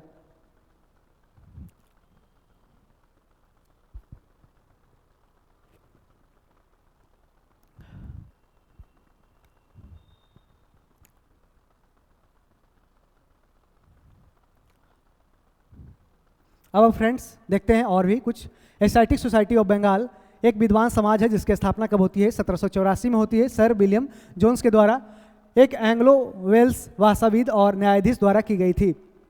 समाज के इतिहास में कई नाम परिवर्तन इसमें शामिल देखा गया है, जैसे कि 1784 में ओरिएंटल अध्ययन को प्रोत्साहित करने के लिए सर विलियम जोन्स द्वारा एशियाटिक सोसाइटी की स्थापना की गई थी। यहाँ पे इंडियन एजुकेशन को और भी पढ़ने चढ़ने के लिए, उसके जानने के लिए 1832 में इसका नाम बदल के एशियाटिक सोसाइटी ऑफ बंगाल कर दिया गया। 1936 में इसका नाम Royal Asiatic Society of Bengal कर दिया गया। 1952 में इसका नाम बदल के एशियाटिक सोसाइटी रखा गया था। सोसाइटी का उद्देश्य होता है कि एशिया के इतिहास, कला, विज्ञान, साहित्य, कानून और पूरा अवशेषों का अध्ययन करना था। यह कोलकाता के पार्क स्ट्रीट पर एक इमारत में स्थित है। और एशियाटिक सोसाइटी ऑफ बंगाल के इतिहास में अन्य घटनाएं शामिल जैसे कि है कि सोसाइटी को उस समय ब्रिटिश भारत के गवर्नर जनरल वारन हेस्टिंग्स का समर्थन प्राप्त था। तो जानते हैं कि 1773 में कौन था? तो ये 1773 से 84-86 के आसपास कौन रहता है? वारन हेस्टिंग्स रहता है। भारतीयों को पहली बार 1829 में इस सोसाइटी में शामिल होने की अनुमति दी गई थी। हो सकता है आपसे क्वेश्चन ये पूछ दे कि पहली बार भारतीयों को कब बंगाल सोसाइटी में शामिल होने का ये मौका दिया गया था? तो 1829 में दिया गया था। और उस समय कौन था बंगाल का गवर्नर जनरल? वो लॉर्ड विलियम बेंटिंक था, जो जाकर के लॉर्ड विलियम बेंटिंक 1833 में भारत का पहला गवर्नर जनरल बनता है। कलकत्ता की मेडिकल और फिजिकल सोसाइटी ने 1823 में अपनी सभी बैठकें एशियाटिक सोसाइटी में आयोजित की थी। अगला प्रश्न है, कांग्रेस के निम्नलिखित नेताओं में से कौन एक पूरी तरह से कैबिनेट मिशन योजना के पक्ष में था? तो जानते हैं कैबिनेट मिशन लाया कब गया था? तो कैबिनेट मिशन लाया गया था 1946 में। इसके पहले क्या आता है? मार्च 1942 में लाया गया था। मार्च 1942 में लाया जाता है क्या? तो क्रिप्स मिशन लाया जाता है। क्रिप्स मिशन इसके अध्यक्ष कौन होते हैं? स्टैफर्ड क्रिप्स होते हैं। कौन? Stafford Cripps. और जब 1946 में आता है तो स्टैफर्ड क्रिप्स के जो क्रिप्स मिशन था ये फेलुअर हो जाता है, यानी भारतीयों का सपोर्ट नहीं पाता है, जिस कारण से क्या होता है? ये कहता है क्या कि आपको युद्ध के बाद हम डोमिनियन स्टेटस प्रोवाइड करेंगे, जिस कारण से मुस्लिम लीग और ये इंडियन नेशनल कांग्रेस के द्वारा इसको बहिष्कार कर दिया जाता है, रिजेक्ट किया जाता है। यहाँ तक कि गांधी के द्वारा कहा जाता है क्रिप्स मिशन के बारे में कि यह क्या है? एक बाउंस चेक है यानी पोस्ट मार्टेड चेक है। करा 1946 में क्या होता है कि इसमें स्टेपर्ट क्रिप्स और पैथिक लॉरेंस और फिर क्या होता है इसमें अलेक्जेंडर ए भी अलेक्जेंडर इसके सदस्य बन के आते हैं और इसके अध्यक्ष कौन होते हैं, ये प्रेसिडेंट बनते हैं। इसके अध्यक्ष कौन होते हैं, प्रेसिडेंट होते हैं। ठीक है, इसके प्रेसिडेंट बनते हैं कौन, पैथिक लॉरेंस होते हैं। कैबिनेट मिशन के अध्यक्ष कौन होते हैं, पैथिक लॉरेंस होते हैं, इसको याद रखना है। और कह रहा है कि इसमें सरदार वल्लभ भाई पटेल ने कैबिनेट मिशन को कभी भी अपोज नहीं किया, इसको सपोर्ट किया था। जबकि महात्मा गांधी, जवाहरलाल नेहरू, मौलाना अबुल कलाम आजाद ने इसका क्या किया, अपोज किया था। ब्रिटिश सरकार ने भारत में संविधान निर्माण करने के लिए कैबिनेट मिशन भेजा था। किसके लिए, तो कॉन्स्टिट्यूशन का निर्माण करने के लिए भेजा था। इसका मकसद था कि ब्रिटिश सरकार की शक्तियों को भारतीय सरकार को सौंपना और भारत को आज़ादी दिलाना था। इस मिशन के तहत भारत में सत्ता का शांतिपूर्ण हस्तांतरण कैसे किया जाए, इस पर चर्चा किया गया। इसके अलावा संविधान निर्माण करने के लिए मशीनरी बनाने और अंतरिम सरकार बनाने के लिए भी उपाय सुझाए गए थे। कैबिनेट मिशन की कुछ खास बातें हैं कि इस योजना के तहत प्रांतों और रियासतों के एक संघ का प्रस्ताव था। इस योजना के तहत ब्रिटिश सरकार ने विदेश मामलों, रक्षा, परिवहन और संचार को छोड़कर शासन के बाकी सभी क्षेत्रों को भारतीय के लिए आरक्षित कर दिया गया था। इस योजना के तहत प्रांतों को 3 समूह में बांटा गया। इस योजना के तहत संविधान सभा का गठन किया गया, यानी कॉन्स्टिट्यूएंट असेंबली का भी गठन किया गया था। किसके द्वारा, तो कैबिनेट मिशन के आधार पर किया गया था। संविधान सभा में 389 सीट थी, जिसमें से 296 सीट ब्रिटिश भारत से और 93 सीटें रियासतें से ली गई थी। ठीक है, अगला प्रश्न क्या है उसको देख लेते हैं। भारतीय समाज में महिलाओं और बालिकाओं की शिक्षा हेतु सर्वाधिक प्रयास किसने किया था, तो सबसे अधिक प्रयास किया था पंडित रमाबाई ने। हालांकि सावित्रीबाई फुले के द्वारा भी प्रयास किया गया था महिलाओं को शिक्षा देने के लिए, और भारत में महिलाओं को शिक्षा देने वाली प्रथम महिला शिक्षक के रूप में जानी जाती है कौन, तो ये सावित्रीबाई फुले के रूप को जानते हैं कि भारत की पहली महिला शिक्षक। और ये किनकी पत्नी थी, तो ये ज्योतिराव फुले की पत्नी थी, भारत की पहली महिला शिक्षक थी। ठीक है, अब बात करते हैं एनी बेसेंट की। तो जानते हैं एनी बेसेंट होम रूल, बहुत सारे इन्फॉर्मेशन आपको हमने बताया है पहले, तो आप उसे जाकर देख सकते हैं, उसमें ही आपको अच्छा रहेगा। इसे बता देते हैं कि एनी बेसेंट 1917 में भारत की कलकत्ता सेशन में भारत की पहली है जो वुमेन प्रेसिडेंट बनती है इंडियन नेशनल कांग्रेस की। और सरोजिनी नायडू क्या बनती है, तो भारत की पहली भारतीय महिला और ये पहली महिला इंडियन नेशनल कांग्रेस की प्रेसिडेंट बनती है। और ये सरोजिनी नायडू कब, 1925 कानपुर। 1924 में कौन बनता है, 1924 में बेलगांव सेशन होता है। कहाँ पे, ये कर्नाटक बेलगांव में, जहाँ पे गांधी जी इसका सेशन का प्रेसिडेंट बनते हैं। पंडित रमाबाई 19वीं शताब्दी के एक प्रख्यात संस्कृत विद्वान थी। उन्होंने महसूस किया कि हिंदू धर्म महिलाओं के प्रति दमनकारी थी, यानी कि महिलाओं के लिए ज़्यादा ये नहीं सोचती है। ठीक है, कौन, हिंदू धर्म। और उन्होंने उच्च जाति की हिंदू महिलाओं के दयनीय जीवन के बारे में भी एक किताब लिखी थी पंडित रमाबाई ने। उन्होंने उन विधवाओं को आश्रय प्रदान करने के लिए पूना में एक विधवा गृह की भी स्थापना किया। कहाँ पे, पूना में एक विधवा गृह की स्थापना किया पंडित रमाबाई ने, जिनके साथ उनके पति के रिश्तेदारों द्वारा बुरा व्यवहार किया जा रहा था और उसको छोड़ दिया गया था। यहाँ महिलाओं को प्रशिक्षित किया जाता था ताकि वे आर्थिक रूप से अपना जीवन यापन कर सके। उनको उस तरह से सिलाई बुनाई का काम दिया जाता था।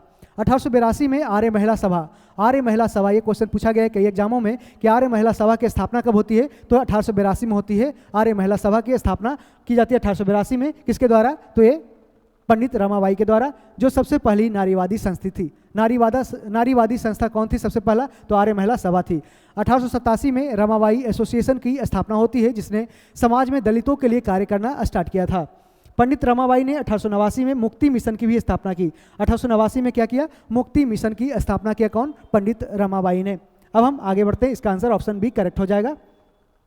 कांग्रेस के नरम दल के नेताओं की आंदोलन की पद्धति थी क्या, तो ये राजा वामबद्ध आंदोलन पे ये कार्य करती थी। इसका मतलब था कांग्रेस के नरम दल के नेताओं की आंदोलन की प्रमुख पद्धति थी राजा वामबद्ध आंदोलन, अर्थात प्रशासन में भारतीयों की भागीदारी की मांग तथा जनता में राजनीतिक जागरूकता उत्पन्न करना इसका प्रमुख कार्य था। आप जानते हैं कि क्या, तो नरम दल के प्रमुख नेता कौन कौन थे। नरम दल के प्रमुख नेता जैसे हो गए गोपाल कृष्ण गोखले, फिरोज शाह मेहता, दादा भाई नौरोजी, WC बनर्जी यानी भूमेश चंद्र बनर्जी, ये सब सारे प्रमुख नेता कौन थे? तो ये नरम दल से थे, जबकि गर्म दल के प्रमुख नेता थे लाल बाल पाल यानी लाला लाजपत राय, बिपिन चंद्र पाल और बाल गंगाधर तिलक इसके प्रमुख गर्म दल के नेता थे।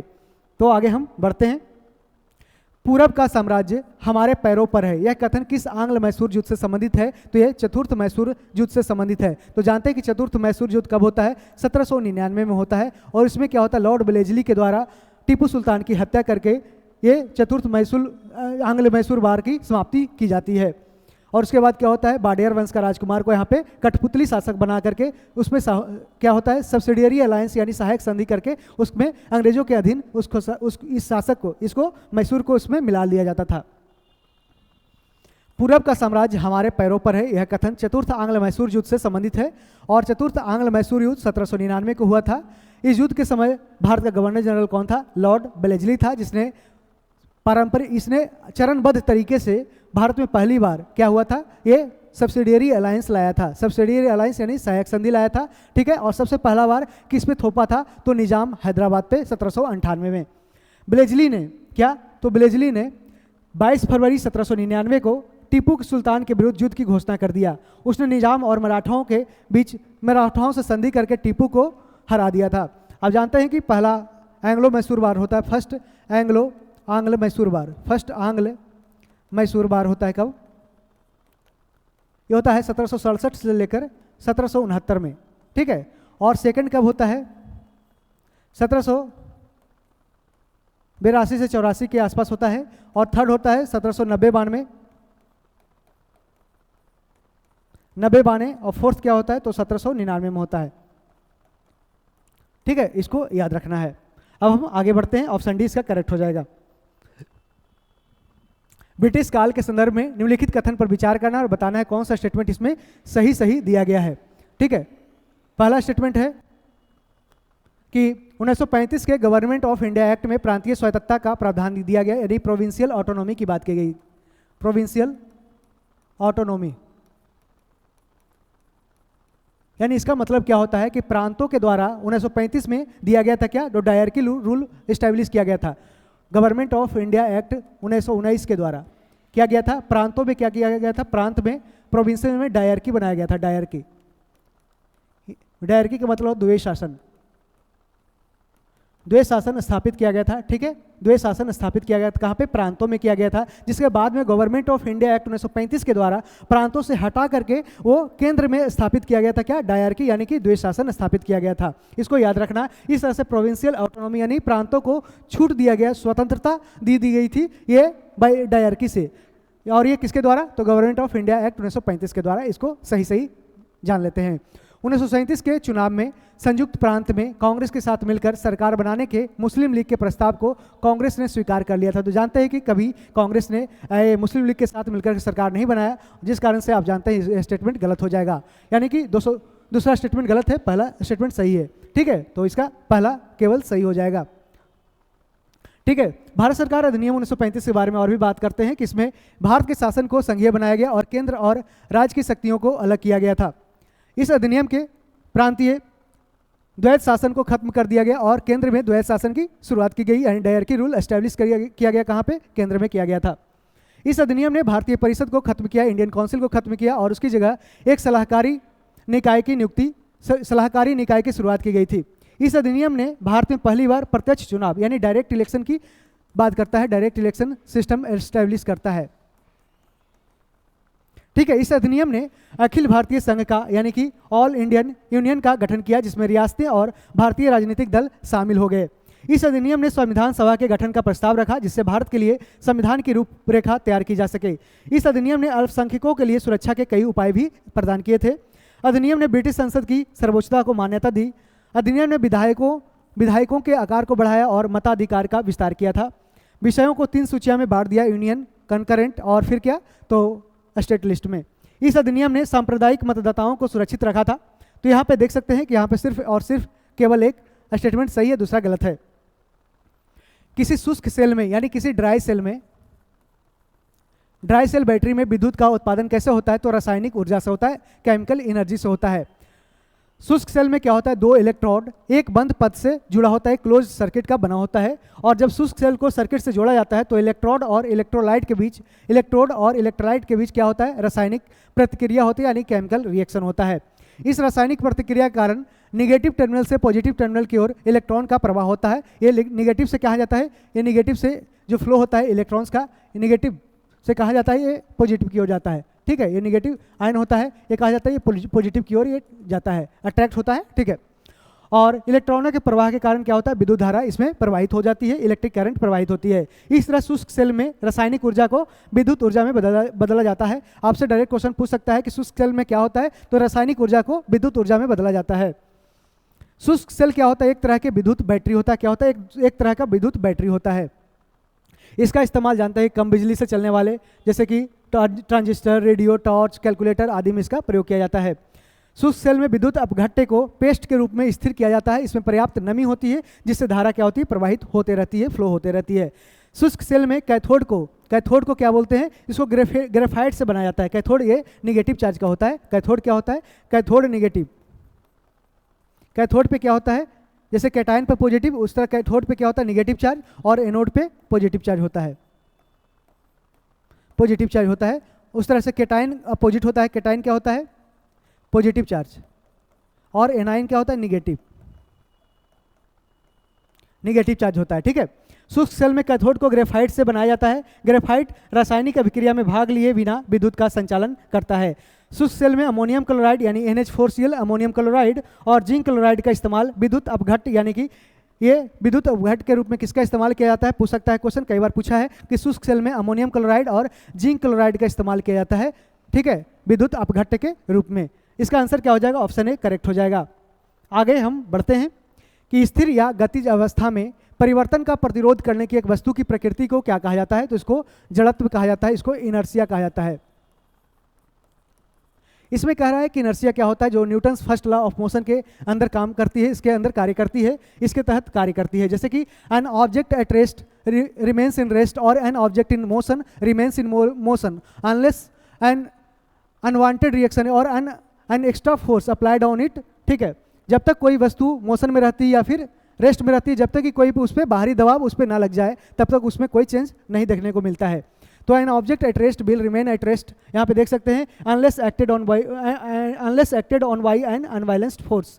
N object in motion will continue with constant speed and direction unless acted on by unbalanced force. यहाँ पे देख सकते हैं कि जैसे कि आप यहाँ पे एक कंबल देखते हैं, कंबल को धूप में रखते हैं, धूप में इस तरह से अगर अंधेरे कमरे में देखते हैं, उस पर छड़ से पीटेंगे तो क्या होता है, पीटेंगे तो उसका जो डस्ट पार्टिकल्स है वो नीचे गिरता है, क्योंकि वो रेस्ट में रहना चाहता है और हमेशा रेस्ट में था और रेस्ट में ही रहना चाहता है, जिस कारण से वो क्या होता है, उसका धूलकण हवा में नहीं उड़ता है, क्या होता है, नीचे बैठना स्टार्ट होता है, रेस्ट में रहना चाहता है। न्यूटन सेकंड लॉ क्या कहता है कि the acceleration of an object depends on the mass of the object and the amount of force applied, यानी कि F बराबर ma कहता है, F बराबर ma मास इंटू एक्सेलरेशन। ये क्या कहता है, एक्सेलरेशन क्या, जितनी कोई भी यदि वस्तु है उस पर जितना फोर्स लगाएंगे वो आगे की ओर ही आगे बढ़ेगा, एक्सेलरेट करेगा। ठीक है, इसलिए फोर्स इंटू एक्सेलरेशन, फोर्स बराबर मास इंटू एक्सेलरेशन का कंसेप्ट कौन देता है, तो न्यूटन सेकंड लॉ देता है। न्यूटन थर्ड लॉ कहता है कि for every action force there is a reaction force equal in strength and opposite in direction, यानी कि जितना आप इक्वल एंड अपोजिट रिएक्शन होगा एक्शन रिएक्शन का। ठीक है, जितना आप इस तरह से एक बल लगाएंगे तो उतना इधर से भी बल लगाया जाएगा। ठीक है, यहाँ पे इस तरह से देख सकते हैं। तो इसका आंसर क्या है, ऑप्शन ए करेक्ट हो जाएगा। किसी द्रव्य के वाष्पन की दर किस पर निर्भर नहीं होती है, यानी कि इवोपरेशन का रेट किस पे डिपेंड नहीं करता है, तो ये किस पे डिपेंड नहीं करता है, तो तापमान पे करता है, आर्द्रता पे करता है, पृष्ठीय तनाव क्षेत्रफल पे करता है, जबकि द्रव्यमान पे ये नहीं करता है। तो वाष्पीकरण की दर तापमान पर निर्भर करती है, हवा की उपस्थिति, आसपास की नमी और तरल का क्षेत्र, सतह क्षेत्र वायुमंडल के संपर्क में कितना है उस पर यह डिपेंड करता है। यह तरल के द्रव्यमान पर निर्भर नहीं करता है। ठीक है, इस सतह क्षेत्र जितना बड़ा होगा वाष्पीकरण की दर उतनी ही अधिक होगी। ये स्टेटमेंट सिंगल स्टेटमेंट करके क्वेश्चन आपसे पूछा जा सकता है, यानी कि जितना अधिक एरिया उतने अधिक क्या होगा, उसमें ज़्यादा इवोपरेशन यानी वाष्पीकरण की दर ज़्यादा देखने को मिलेगी, जल्दी वहाँ से पानी सूखेगा। ठीक है, लेकिन जितना ही कम, यानी कि आप कह सकते हैं एक तालाब का पानी और एक गिलास में रखा हुआ पानी, दोनों में से वाष्पीकरण की दर किसमें सबसे अधिक होगी, तो किसका क्षेत्रफल ज़्यादा है, तो एक समुद्र का पानी का या एक नदी का क्षेत्रफल ज़्यादा है, जिस कारण से वहाँ पानी का वाष्पीकरण ज़्यादा होगा एक गिलास में रखा हुआ पानी के मुकाबले। तो उच्च आर्द्रता यानी कि ये आर्द्रता क्या होता है, ह्यूमिडिटी क्या होता है कि amount of water vapour present in air. ठीक है, आर्द्रता क्या होता है इसको याद रखना है। आर्द्रता amount of water vapour, amount और water vapour present in air is called humidity, is called humidity. यानी कि क्या कह रहा है कि जल में क्या कह रहा है, हवा में जलवाष्प की मात्रा क्या कहलाती है, आर्द्रता कहलाती है। जलवाष्प की मात्रा आर्द्रता कहलाती है। हवा में जलवाष्प की मात्रा क्या कहलाती है, आर्द्रता कहलाती है। जब वाटर वेपर ज़्यादा रहेगा, जानते हैं कि हवा में ज़्यादा रहेगा जिस कारण से नमी रहेगा, तो ज़्यादा से ज़्यादा वो बाष्पीकरण की दर अधिक नहीं हो गई, जिस कारण से क्या होगा, धीमी बाष्पीकरण होगी। हवा की उपस्थिति जितनी अधिक रहेगी उतनी ही तेजी से बाष्पीकरण होगा। जिस तरह से आप देखते हैं ज़्यादा तेज हवा चलता है जिस कारण से हमारा कपड़ा जल्दी सूखता है। तापमान जितना अधिक होगा उतनी ही तेजी से बाष्पीकरण की दर होगी। ज़्यादा टेम्परेचर रहेगा, ज़्यादा धूप रहेगा, जिस कारण से क्या होगा, जल्दी कपड़ा सूखेगा। इस पे भी आप ध्यान रख सकते हैं, ऐसे याद रख सकते हैं। ऑप्शन सी इसका करेक्ट हो जाएगा। अब हम आगे बढ़ते हैं 29 नंबर प्रश्न कि पादपों द्वारा किस प्रक्रम में ग्लूकोज का निर्माण होता है। ग्लूकोज का फार्मूला क्या होता है, C6H12O6 होता है। तो जानते हैं 6 CO2 + 6 H2O, ये दोनों मिला के क्या बनाता है, C6H12O6 और प्लस 6O2, यानी कि ऑक्सीजन को ये रिलीज करता है, अंतिम प्रोडक्ट के रूप में ये बनाता है। ठीक है, ये फोटोसिंथेसिस प्रक्रिया में होता है, यानी प्रकाश संश्लेषण में होता है। अब हम बात करते हैं प्रकाश संश्लेषण होता क्या है। तो प्रकाश संश्लेषण वह प्रक्रिया है जिसके द्वारा हरे पादप अपना भोजन स्वयं बनाते हैं, यानी ऑटोट्रोपिक प्लांट होते हैं, यानी अपना पेड़ अपना पौधा खुद ही अपना भोजन खुद ही तैयार करते हैं। वैसे पौधे को क्या कहते हैं, ऑटोट्रोफ कहते हैं। वायुमंडल से कार्बन डाइऑक्साइड पत्तियों द्वारा रंध्र के माध्यम से यानी स्टोमेटा के माध्यम से ली जाती है, और इस प्रक्रिया के दौरान यह कार्बन डाइऑक्साइड कार्बोहाइड्रेट मुख्य रूप से ग्लूकोज और स्टार्च बनाने के लिए उपयोग की जाती है। जब ग्लूकोज अधिक होता है तो यह स्टार्च के रूप में संग्रहित हो जाता है और यह जड़ों, पत्तियों, कंदों और बलवों में संग्रहित होता है। प्रक्रिया के दौरान ऑक्सीजन क्या होती है, यहाँ पे देख सकते हैं, मुक्त होती है, यानी कि फ्री होता है, रिलीज होता है, और इसको कहा जाता है last product of photosynthesis. Last product यानी अंतिम उत्पाद बोला जाता है। प्रकाश संश्लेषण का अंतिम उत्पाद क्या है, तो ये ऑक्सीजन है, अंतिम उत्पाद। ठीक है, पत्तियों में स्टार्च की उपस्थिति प्रकाश संश्लेषण के होने को इंगित करती है। स्टार्च क्या है, तो एक कार्बोहाइड्रेट है। यह पृथ्वी पर एक अनूठी प्रक्रिया है। सौर ऊर्जा पत्तियों द्वारा अवशोषित होती है और खाद्य के रूप में पौधे में संग्रहित हो जाती है। प्रकाश संश्लेषण केवल पादपों के हरे भाग यानी क्लोरोप्लास्ट जो मुक्ता पत्तियों में होता है उसके द्वारा ये ग्रहण किया जाता है सनलाइट को। ठीक है, अब हम आगे बढ़ते हैं, ऑप्शन बी इसका करेक्ट हो जाएगा। मानवों में वृक्काणुओं यानी किडनी की बात की जा रही। किडनी का कार्य निम्न में से क्या होता है, तो इसका उत्सर्जन का कार्य होता है। जानते हैं किडनी कार्य क्या करता है, तो किडनी है जो क्या करता है, उत्सर्जन तंत्र हमारे पेट में स्थित अंगों के उस समूह को कहते हैं जो मूत्र बनाता है, संचय करता है और थोड़े थोड़े समय के अंतराल पर ये मूत्र विसर्जित करता रहता है। इस अंग समूह में 2 गुर्दे होते काम करते हैं, 2 गुर्दे यानी 2 किडनी, 2 मूत्र वाहिनी जिसे यूरेटर कहा जाता है। ये यूरेटर है मूत्र वाहिनी, यहाँ पे देख सकते हैं 2 यूरेटर है, मूत्र वाहिनी है। उसके बाद एक मूत्राशय यानी एक यूरिनरी ब्लाडर हो गया। जिस तरह से आप देखते होंगे आपके शरीर में भी ऐसा होगा। ये दोनों गुदों को कह रहा है कि एक यूरिनरी ब्लाडर होता है और एक मूत्र नली होता है, इसे यूरेथ्रा कहते हैं। ये क्या होता है, यहाँ से मूत्र का निष्कासन किया जाता है और दोनों गुर्दों को अलग अलग मूत्रवाहिनी नली मूत्राशय को जोड़ती है। यहाँ पे देख सकते हैं किस तरह से मूत्राशय से जोड़ रही है, जबकि मूत्राशय से मूत्र त्याग ही एक ही मूत्र नली से होता है। यहाँ पे देख सकते हैं सिर्फ एक ही नली से यहाँ पे किया जाता है। ठीक है, इस तरह से उत्सर्जन तंत्र ये देख सकते हैं, ये राजमा के दाने के आकार का बना होता है। क्या, किडनी का ये शेप रहता है। इसका क्या आंसर हो जाएगा, ऑप्शन बी करेक्ट हो जाएगा। महिलाओं में मादा हार्मोन एस्ट्रोजन किसके द्वारा स्रावित होता है, तो ये अंडाशय के द्वारा। यहाँ पे देख सकते हैं कि अंडाशय कहाँ है, तो ये ओवरी है, ये अंडाशय है। इधर अंडाशय, यहाँ से ही ओवा रिलीज किया जाता है। ओवा रिलीज होकर के कहाँ, ये फैलोपियन ट्यूब, ये क्या बोलते हैं इसको, फैलोपियन ट्यूब बोलते हैं, जिसे अंडवाहिनी भी बोलते हैं। क्या, अंडवाहिनी, फैलोपियन ट्यूब बोलते हैं। अंडवाहिनी मतलब क्या होगा, ये अंडों को एक जगह से दूसरे जगह ये जाकर मिलाता है, और ये क्या होता है, योनि है यानी वजाइना जिसे बोलते हैं। वजाइना के थ्रू यहाँ पे क्या होता है, ये सेक्सुअल इंटरकोर्स के समय क्या होता है, इसमें इंटरकोर्स के समय यहाँ से स्पर्म यहाँ पे इंटर किया करता है, और यहाँ पे क्या होता है, इंटर करके ये जब जाता है यहाँ पे, तो यहाँ से जब ये ओवा को यहाँ से निकाल करके लाता है और यहाँ पे जब छोड़ता है, ठीक है। जब ओवा ये मैच्योर, जब ओवा रहता है, मैच्योर होता है, परिपक्व होता है, उसमें क्या होता है, इस समय ये मिलता है, जब ये स्पर्म से मिलता है तो क्या होता है, ये फर्टिलाइजेशन होता है। जब एक निश्चित समय में, उस समय जब ये परिपक्व होता है यानी कि मैच्योर होता है, तब मिलता है, तब क्या होता है, यहाँ फर्टिलाइजेशन होता है। फर्टिलाइजेशन के बाद क्या होता है, जाइगोट का निर्माण होता है, युग्मक का निर्माण होता है। तो क्या होता है, पहले फिर फर्टिलाइजेशन होता है, उसके बाद क्या होता है, जाइगोट का ये निर्माण होता है। जाइगोट यानी युग्मक बनता है, युग्मक बनता है, और फिर इसको क्या बोलते हैं, निषेचन होता है।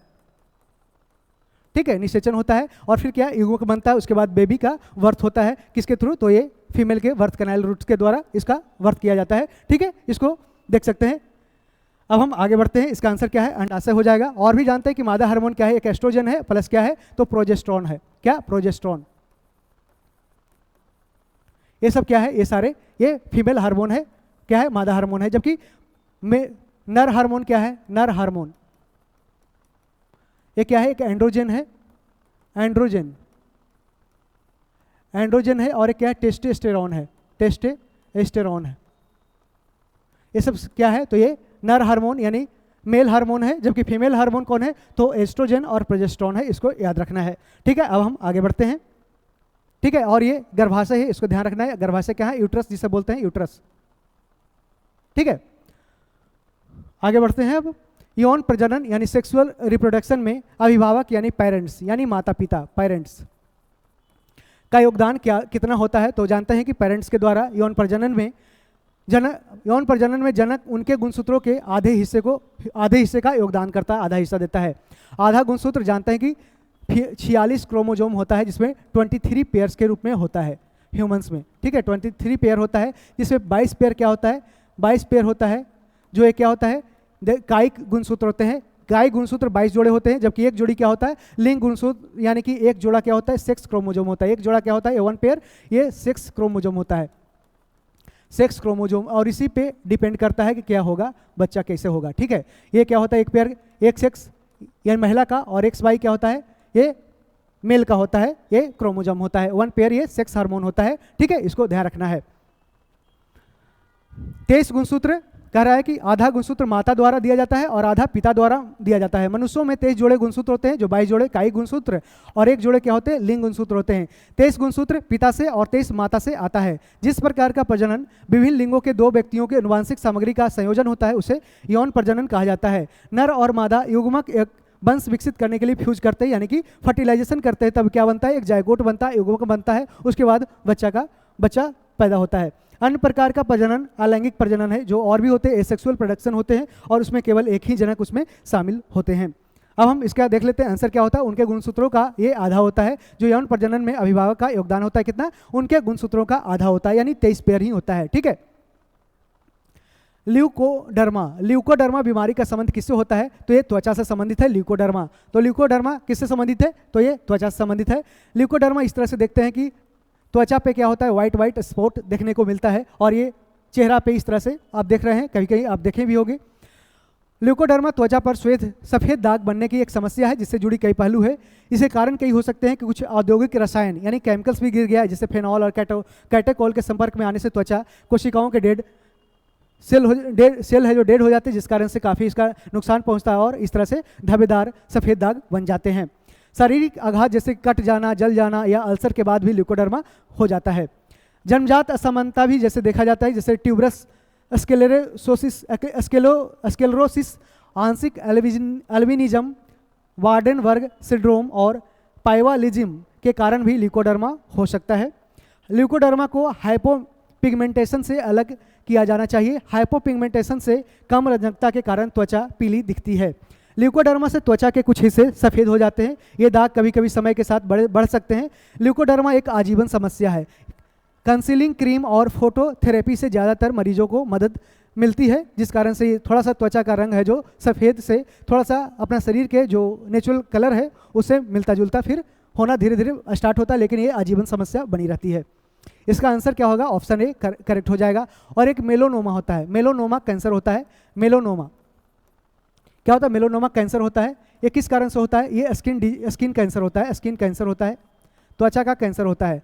और ये किसके कारण होता है, तो ये ओजोन लेयर, जब ओजोन लेयर अल्ट्रावायलेट रेडिएशन को पृथ्वी पर आने से नहीं रोक पाती, जिस कारण से शरीर पे ये आकर के अल्ट्रावायलेट रेज पड़ती है और ये मेलानोमा कैंसर मतलब क्रिएट करती है, स्किन कैंसर बनाती है। यदि ओजोन लेयर का प्रोटेक्शन धीरे धीरे ओजोन लेयर खत्म हो जाएगा तो हमारा सारा शरीर, सबका जो जितना मानव जगत है वो मेलानोमा से ग्रसित हो जाएगा।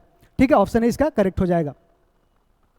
सूखा रोग की बात करते हैं तो इसमें निम्न में से किसे प्रभावित करता है, जिसे सूखा रोग कहते हैं क्या, तो या रिकेट्स कहते हैं या फिर ऑस्टियोमेलेसिया कहते हैं। रिकेट्स आमतौर पे क्या होता है, विटामिन डी की कमी से होता है, कैल्शियम और फास्फोरस की कमी हो जाती है हमारे शरीर में, जिस कारण से हड्डियाँ कमजोर होता है और ये नरम हो जाता है और ये धीरे धीरे टूटना स्टार्ट हो जाता है।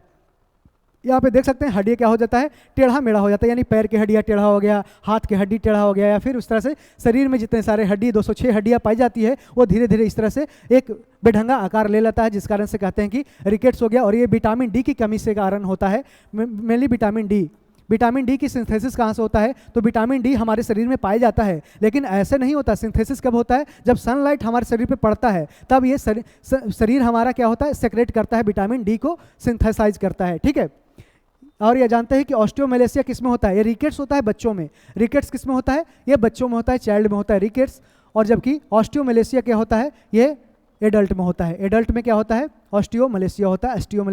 ऑस्टियोमेलेसिया का मतलब क्या होता है, नरम हड्डी होता है, यानी कि सॉफ्ट बोन्स होता है। सॉफ्ट बोन्स ऑस्टियोमेलेसिया का मतलब होता है। ठीक है, नरम हड्डी। ठीक है, अब इसको ध्यान रखना है किस कारण से क्या होता है, इसको याद रखना है। इसको कह रहा है सूखा रोग निम्न में से किसको प्रभावित करता है, तो जानते हैं ये कंकाल तंत्र यानी कि स्केलेटन सिस्टम को, किसको, स्केलेटन सिस्टम को ही प्रभावित करेगा। जानते हैं कि स्केलेटन सिस्टम किसका बना होता है, तो ये हड्डियों का ही बना होता है। यदि मानव के शरीर से ऊपर से मांस हटा दिया जाए तो सिर्फ और सिर्फ क्या बनेगा, तो स्केलेटन ही बचेगा। ठीक है, ऐसे कवक या फंगस, जिसे क्या बोलते हैं, फंगस बोलते हैं, जो अपने भोजन के लिए विशेषकर कीड़ों पर निर्भर रहते हैं। किस पे कीड़ों पर निर्भर रहते हैं, उसे क्या कहा जाता है, उसे एंटेमोपैथेजेनिक कहा जाता है। एंटेमोपैथेजेनिक कहा जाता है वैसा फंगस जो अपने भोजन के लिए विशेषकर कीड़ों पर निर्भर रहते हैं। आर.एच. विटकर याद रखना है, आर.एच. विटकर के द्वारा 5 जगत वर्गीकरण में परिभाषित 5 जगत करणों, 5 जैसे एनिमल किंगडम को 5 में डिवाइड किया गया था, जिसमें इसमें कह रहा है कि एनिमल जो क्लासिफिकेशन किया था, 5 जगत वर्गीकरण किया था, किसने किया था, आर.एच. विटकर ने। उसमें 5 जगत का नाम रखा था, मोनेरा, प्रोटिस्टा, ठीक है, प्रोटिस्टा, फंगी, प्लांटी और एनिमेलिया रखा था। कवक हेट्रोट्रोपिक जीवों का एक अनूठा साम्राज्य है। कवक क्या है, तो हेट्रोट्रोपिक है, यानी कि ऑटोट्रोप नहीं है, हेट्रोट्रोप है, यानी कि अपना भोजन स्वयं तैयार नहीं करता है, जबकि ऑटोट्रोप पौधे होते हैं वैसे होते हैं जो अपना भोजन स्वयं तैयार करते हैं। कवक आकृति विज्ञान और आवास में एक महान विविधता दिखाती है। कवक सर्वव्यापी है, सब जगह पाए जाते हैं, और यह हवा, पानी, मिट्टी और जानवरों और पौधों में भी देखने को मिलता है। कवक का अध्ययन क्या कहलाता है, तो ये माइकोलॉजी कहलाता है। और कवक का जो बाल बना होता है, दीवाल बना होता है, वॉल ऑफ फंगस क्या बोलते हैं इसको, फंगाई का जो बाल होता है, दीवाल होता है, ठीक है, सेल वॉल इसको बोलते हैं, जो प्लांट का सेल वॉल होता है। और वहीं फंगी का जो सेल वॉल होता है वो किसका बना होता है, एक काइटिन का बना होता है। किसका, काइटिन का बना होता है। और ये बिहार दरोगा मेंस में ये क्वेश्चन पूछा गया था। कवक परपोषी जीव है, यानी दूसरों पे आधारित रहने वाला। परपोषी का अर्थ है कि वे अपने भोजन को संश्लेषित नहीं कर सकते हैं। वे मृत पौधों से घुलनशील कार्बनिक पदार्थों को अवशोषित करते हैं और उन्हें मृत उपजीवी कहा जाता है। ठीक है, जो जीवित पौधों और जानवरों पर निर्भर करते हैं उन्हें परजीवी कहा जाता है। वे शैवाल के साथ लाइकेन के रूप में सहजीवन के भी रह सकते हैं, यानी कि जो लाइकेन बना होता है किसका, एल्गी प्लस फंगस का ये बना होता है। और इस तरह से देखते होंगे कि लाइकेन क्या होता है, ये पत्थरों या पहाड़ों पे, पत्थरों या चट्टानों पे इस तरह से एक हरा भरा इस तरह से कुछ चिपका हरा पौधे का रूप लिया रहता है, वो क्या होता है, ये लाइकेन होता है। और लाइकेन किसका सूचक होता है, एक इंडिकेटर होता है कि कितना पर्यावरण का नुकसान हो रहा है, कितना ये बेहद अच्छी स्थिति में है, संतुलित है या नहीं, उसका ये इंडिकेटर होता है। इंडिकेटर ऑफ, ये क्या होता है, indicator of environment. Indicator of environment कौन है, तो ये लाइकेन है।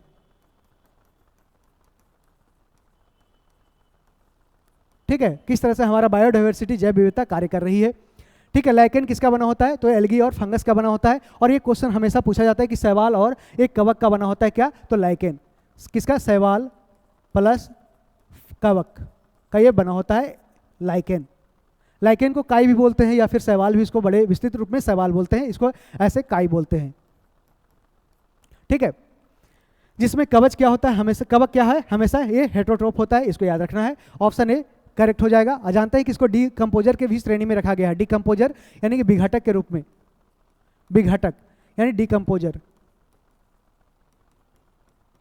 यानी बैक्टीरिया प्लस फंगस, बैक्टीरिया हो गया और फंगाई को क्या रखा गया है, बैक्टीरिया और फंगाई को रखा गया डिकम्पोजर, यानी कि जो ट्रॉपिक लेवल है, जैसे प्रोड्यूसर है, प्राइमरी कंज्यूमर है, सेकेंडरी कंज्यूमर है, टर्शियरी कंज्यूमर है, उसके बाद क्या होता है, डिकम्पोजर होता है। डिकम्पोजर क्या करता है, ये सारे जितने जंतु या पेड़ पौधे जल जाते हैं या मर जाते हैं, गल जाते हैं, उसके बाद ये क्या करता है, उसको है जो सड़ गल जाते हैं, उसको है जो खत्म करते हैं पृथ्वी से, और उसको ये डिकम्पोज करते हैं, उसको विघटन करते हैं, ठीक है, और सॉइल में कन्वर्ट कर देते हैं। कौन, ये बैक्टीरिया और फंगाई करते हैं। अगला प्रश्न है कि निम्न में कौन बढ़ते भ्रूण के लिए पोषक ऊतक का कार्य करता है, तो कौन करता है, तो इसको भ्रूणपोष करता है, भ्रूणपोष करता है। क्या, भ्रूणपोष। भ्रूणपोष एक ऊतक होता है जो अविर्त बीजियों के बीच में भ्रूण को घेरता है और स्टार्च और प्रोटीन के रूप में इसे पोषण प्रदान करता है। इसको एंडोस्पर्म भी कहते हैं, एंडोस्पर्म यानी बीज में ही ऐसा पाया जाता है ऊतक जो बीज को क्या बोलता है, न्यूट्रिशन प्रोवाइड करता है। अंडाशय महिला का प्रजनन अंग होता है जो मादा युग्मक पैदा करता है और निषेचन के बाद इसका फल के रूप में विकास होता है। बीजांड अंडाशय के अंदर मौजूद होता है जो महिला प्रजनन कोशिकाओं में विकसित होता है और निषेचन के बाद यह एक बीज में विकसित होता है। शुक्राणु यानी कह रहा है किसके बारे में कह रहा है, तो ये अंडाशय और बीजांड की बात कर रहा है, स्पर्म और ओवा की बात कर रहा है। तो स्पर्म किसके द्वारा, ये मेल के द्वारा रिलीज किया जाता है, मेल रिप्रोडक्शन सिस्टम के द्वारा ये रिलीज किया जाता है। और ओवा किसके द्वारा, तो ओवा फीमेल के द्वारा। ओवा क्या है, तो एक का ही ये प्लूरल फॉर्म है ओवा, ठीक है। ओवा किसके द्वारा, ये फीमेल के द्वारा, ठीक है।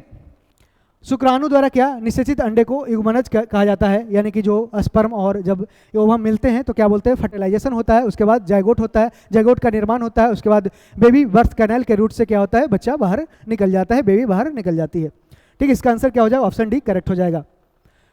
प्रायः कार्बनिक यौगिक में उपस्थित बंधों की प्रकृति क्या होती है, तो ये क्या होती है, तो ये सह संयोजक होता है, यानी कोवैलेंट बॉन्ड होता है। क्या, कोवैलेंट बॉन्डिंग होता है।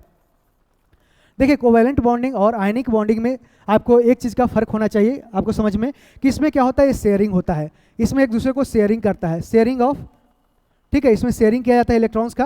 और उसमें क्या होता है, इसमें क्या होता है, शेयरिंग नहीं किया करके क्या होता है, इसको डोनेट किया जाता है, किसको, डोनेशन होता है, डोनेट किया जाता है, उसमें शेयरिंग किया जाता है। यही फर्क होता है। ये आयनिक बॉन्ड में शेयर डोनेट किया जाता है आयन को, यानी किसको, इलेक्ट्रॉन को, और उसमें शेयर करके एक दूसरे पे ये ऑक्टेट बना लेता है, यानी कि इस तरह से कोवैलेंट बॉन्ड बना लेता है।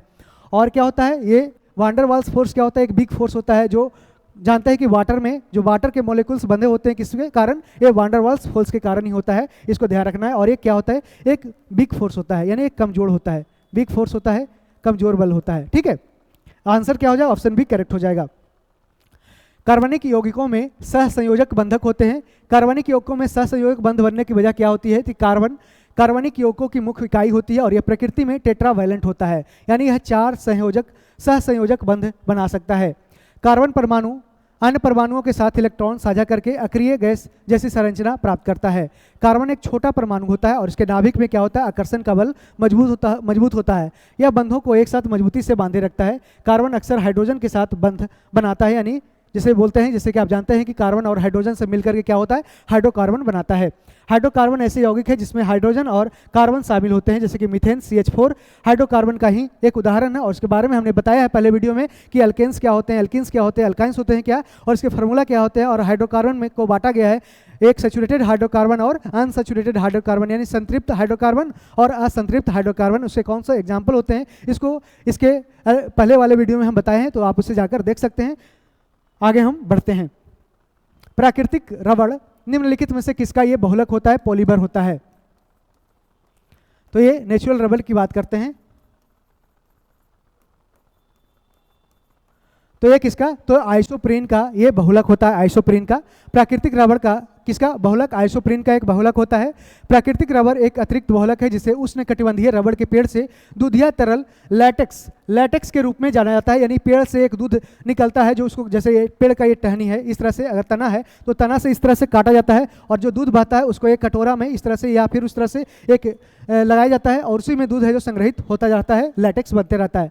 ठीक है, प्राकृतिक रबर आइसोप्रीन के मोनोमर यानी 2-मिथाइल-1,1,3 ब्यूटाडाइन से प्राप्त होता है। चूंकि आइसोप्रीन में 2 दोहरे बंध होते हैं इसलिए यह बहुलीकरण अभिक्रिया यानी पोलीमराइजेशन रिएक्शन के बाद भी उनमें से एक को बरकरार रखा जाता है। आइसोप्रीन एक सामान्य कार्बनिक यौगिक है जिसका सूत्र क्या होता है, तो CH2 double bond C CH double bond CH2 होता है। अपने शुद्धतम रूप में यह एक रंगहीन अस्थिर तरल में मौजूद होता है। आइसोप्रीन एक असंतृप्त हाइड्रोकार्बन है यानी कि अनसैचुरेटेड हाइड्रोकार्बन है क्या, तो आइसोप्रीन। यह कई पौधों और जानवरों द्वारा उत्पन्न होता है और इसके पॉलीमर प्राकृतिक रबर का मुख्य घटक होता है। किसका, प्राकृतिक रबर यानी नेचुरल रबर का मुख्य घटक होता है, आइसोप्रीन होता है। ठीक है, इसका आंसर क्या हो जाएगा, और आइसोप्रीन हो जाएगा। एथिलीन की बात करते हैं, एथिलीन क्या होता है, तो इसको बोला जाता है नेचुरल रूप से यानी प्राकृतिक रूप से फलों को पकाने वाला हार्मोन। प्राकृतिक रूप से फलों को, पौधों में फलों को पकाने वाला हार्मोन, फलों को पकाने वाला हार्मोन है।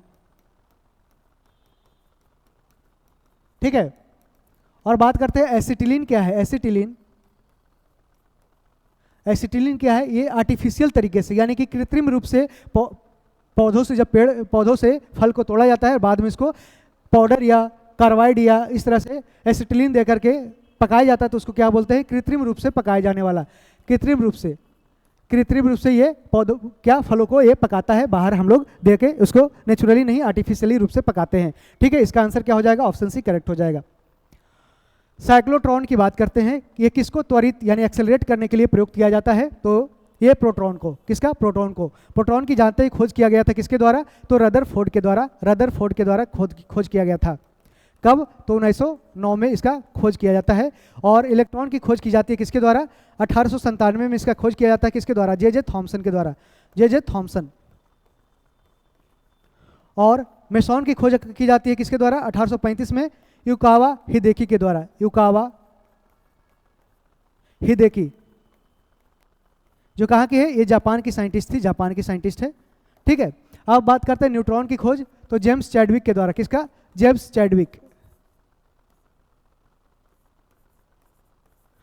चैडविक के द्वारा किया गया था। और ये कब किया गया था, ये 1932 में किया गया था, 1932 के आसपास किया गया था। ठीक है, इसको याद रखना है। तो साइक्लोट्रॉन एक मशीन है जिसका उपयोग किसके लिए, तो उच्च ऊर्जा के लिए आवेशित कणों को त्वरित करने के लिए, यानी कि कह रहा है कि साइक्लोट्रॉन एक मशीन है जिसका उपयोग उच्च ऊर्जा के लिए यानी हाई एनर्जी के लिए आवेशित कणों को त्वरित करने के लिए किया जाता है, इसको एक्सेलरेट करने के लिए किया जाता है। यह एक ऐसा त्वरण उपकरण है यानी कि एक्सेलरेटर है, में इसका उपयोग किया जाता है। अब हम कह रहे हैं तटस्थ कणों यानी कि न्यूट्रल कणों में तेजी लाने के लिए साइक्लोट्रॉन का उपयोग नहीं किया जाता है, यानी कि न्यूट्रॉन में नहीं किया जाता है, प्रोटॉन में किया जाता है। न्यूट्रॉन में क्या होता है, ये चार्जलेस होता है यानी कि जीरो चार्ज होता है, ये न्यूट्रल होता है, चार्जलेस होता है। और ये क्या होता है, प्रोटॉन पे प्लस चार्ज होता है, इलेक्ट्रॉन पे माइनस चार्ज होता है। और मेसॉन यहाँ पे देख सकते हैं एक पार्टिकल से, इसका उपयोग इलेक्ट्रॉन में तेजी लाने के लिए नहीं किया जा सकता क्योंकि कह रहा है इलेक्ट्रॉन और न्यूट्रॉन में नहीं किया जा सकता और किसका, प्रोटॉन में ही किया जा सकता है। इसको याद रखना है। बस आगे हम बढ़ते हैं। भारत के किस शहर को मरुस्थल की राजधानी यानी कैपिटल,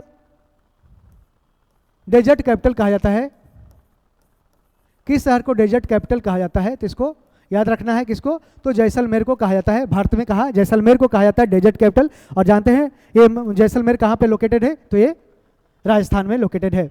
और भी अन्य शहरों के नाम जो दिए गए उपनाम है उसको भी हम देख लेते हैं कि बेंगलुरु जो कर्नाटक में है, उसको कर्नाटक की राजधानी बेंगलुरु है, उसको कहा जाता है भारत के silicon valley of India. Silicon valley of India किसको कहा जाता है, तो ये कहा जाता है बेंगलुरु को भारत के सिलिकॉन वैली, अंतरिक्ष सिटी यानी स्पेस सिटी। जानते हैं कि इसरो का जो हेडक्वार्टर है कहाँ पे है, बेंगलुरु में है। कहाँ पे, बेंगलौर में है। और भारत के विज्ञान शहर, भारत के गार्डन सिटी, ये सारे उपनाम दिए गए हैं किसको, बेंगलौर को। जबकि भागलपुर बिहार में है, उसका नाम सिल्क सिटी यानी कहा रेशम का शहर कहा गया किसको, तो भागलपुर को। चेन्नई तमिलनाडु में है जिसको कहा जाता है एशिया के डेट्रॉइट कहा जाता है चेन्नई तमिलनाडु को। भारत की ऑटोमोबाइल कैपिटल, दक्षिण भारत का गेट, भारत का स्वास्थ्य पूंजी, भारत में इलेक्ट्रॉनिक विनिर्माण हब और भारत की बैंकिंग राजधानी। भारत की बैंकिंग राजधानी कहा जाता है किसको? चेन्नई तमिलनाडु को। और कमर्शियल राजधानी, कमर्शियल कैपिटल किसको कहा जाता है? मुंबई, बॉम्बे को। कमर्शियल कैपिटल कौन है भारत का? तो ये मुंबई है। कौन है? मुंबई, यानी व्यापारिक राजधानी। क्या है? तो व्यापारिक राजधानी। व्यापारिक राजधानी कहाँ है? तो ये मुंबई है। कोयम्बटूर जो तमिलनाडु में है उसको कहा जाता है दक्षिण भारत का मैनचेस्टर, ठीक है। और उत्तर भारत का मैनचेस्टर कहा जाता है किसको? तो ये कानपुर को कहा जाता है। और पूरे भारत का मैनचेस्टर अहमदाबाद को कहा जाता है। डिब्रूगढ़ असम में है, जिसको भारत का चाय का शहर कहा जाता है। हैदराबाद तेलंगाना में है, इसे मोतियों का शहर कहा जाता है। जबकि जयपुर राजस्थान को गुलाबी शहर यानी पिंक सिटी के नाम से जाना जाता है। जमशेदपुर झारखंड को स्टील सिटी ऑफ इंडिया के नाम से जाना जाता है। कोलकाता पश्चिम बंगाल में इसको कहा जाता है हर्ष और उल्लास का शहर। कोल्हापुर जो महाराष्ट्र में, उसे पहलवानों का शहर कहा जाता है। पहलवानों का शहर कौन? कोल्हापुर। कोल्लम जो केरल में, उसको विश्व का काजू राजधानी कहा जाता है। और कोची केरल को कहा जाता है अरब सागर की रानी कहा जाता है। आगे बढ़ते हैं। कुर्नूल जो आंध्र प्रदेश में, इसको रायलसीमा का गेटवे कहा जाता है। रायलसीमा का गेटवे किसको? कुर्नूल आंध्र प्रदेश को कहा जाता है। जबकि लखनऊ को नवाबों का शहर, मदुरई तमिलनाडु को इसको त्योहारों का शहर, मंदिरों का शहर, पूर्व का एथेंस भी इसको कहा जाता है। बंगलौर जो मंगलौर कर्नाटक में है, इसको कहा जाता है भारतीय बैंकिंग का पालना, कर्नाटक का गेटवे, पूर्व का रोम, दक्षिण भारत की पेट्रोकेमिकल राजधानी, भारत की आइसक्रीम राजधानी और वेस्ट कोस्ट के गहने व्यंजनों का शहर के नाम से किसको जाना जाता है? ये मंगलोर। मंगलोर कहाँ पे? ये पेट्रोकेमिकल इंडस्ट्री भी यहाँ पे इस्टेब्लिश है। और यहाँ पे क्या होता है? कच्चे जो तेल आते हैं उसको यहाँ पे रिफाइन किया जाता है। मुंबई महाराष्ट्र में, इसको 7 द्वीपों का शहर या 7 टापुओं का शहर कहा जाता है बॉम्बे को। और गेटवे ऑफ इंडिया, भारत का हॉलीवुड, अधिकतम शहर कहा जाता है। अधिकतम शहर किसको? मुंबई को।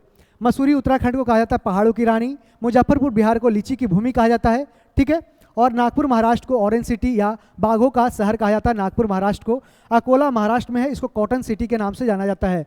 जबकि पटियाला जो पंजाब में, उसको शाही शहर के नाम से जाना जाता है। और पानीपत हरियाणा में इसको बुनकरों का शहर कहा जाता है। और पुडुचेरी जो पांडिचेरी या पुडुचेरी, उसको पूरब का पेरिस कहा जाता है। पुणे महाराष्ट्र में इसे पूरब का ऑक्सफोर्ड या फिर दक्कन की रानी के नाम से इसको जाना जाता है। सिलीगुड़ी जो पश्चिम बंगाल में, इसे क्या कहा जाता है? 2 आर का गेटवे कहा जाता है। और सूरत गुजरात में इसको हीरो का शहर कहा जाता है, ठीक है। और गुवाहाटी को रक्त का शहर, यहाँ पे देख सकते हैं कौन सा शहर है? असम को में शहर है, एक रक्त का शहर इसे कहा जाता है। तिरुनेलवेली तमिलनाडु में है, इसे क्या कहा जाता है? इसे दक्षिण भारत का ऑक्सफोर्ड, भारत का हलवा का शहर और धान के खेतों का शहर कहा जाता है। तिरुनेलवेली को कहा जाता है। थुथुकडी कहाँ है? तमिलनाडु में, जिसे मोतियों का शहर कहा जाता है। उदयपुर राजस्थान में, इसे व्हाइट सिटी, झीलों का शहर और पूरब का वेनिस कहा जाता है। कई बार क्वेश्चन पूछा है कि झीलों का शहर किसे कहा जाता है? तो ये उदयपुर को कहा जाता है। और पूर्व का वेनिस कौन है? उदयपुर है राजस्थान में। त्रिवेंद्रम को कहा जाता है सदाबहार शहर। त्रिवेंद्रम जो केरल की राजधानी है, उसको अब नाम रखा है तिरुवनंतपुरम।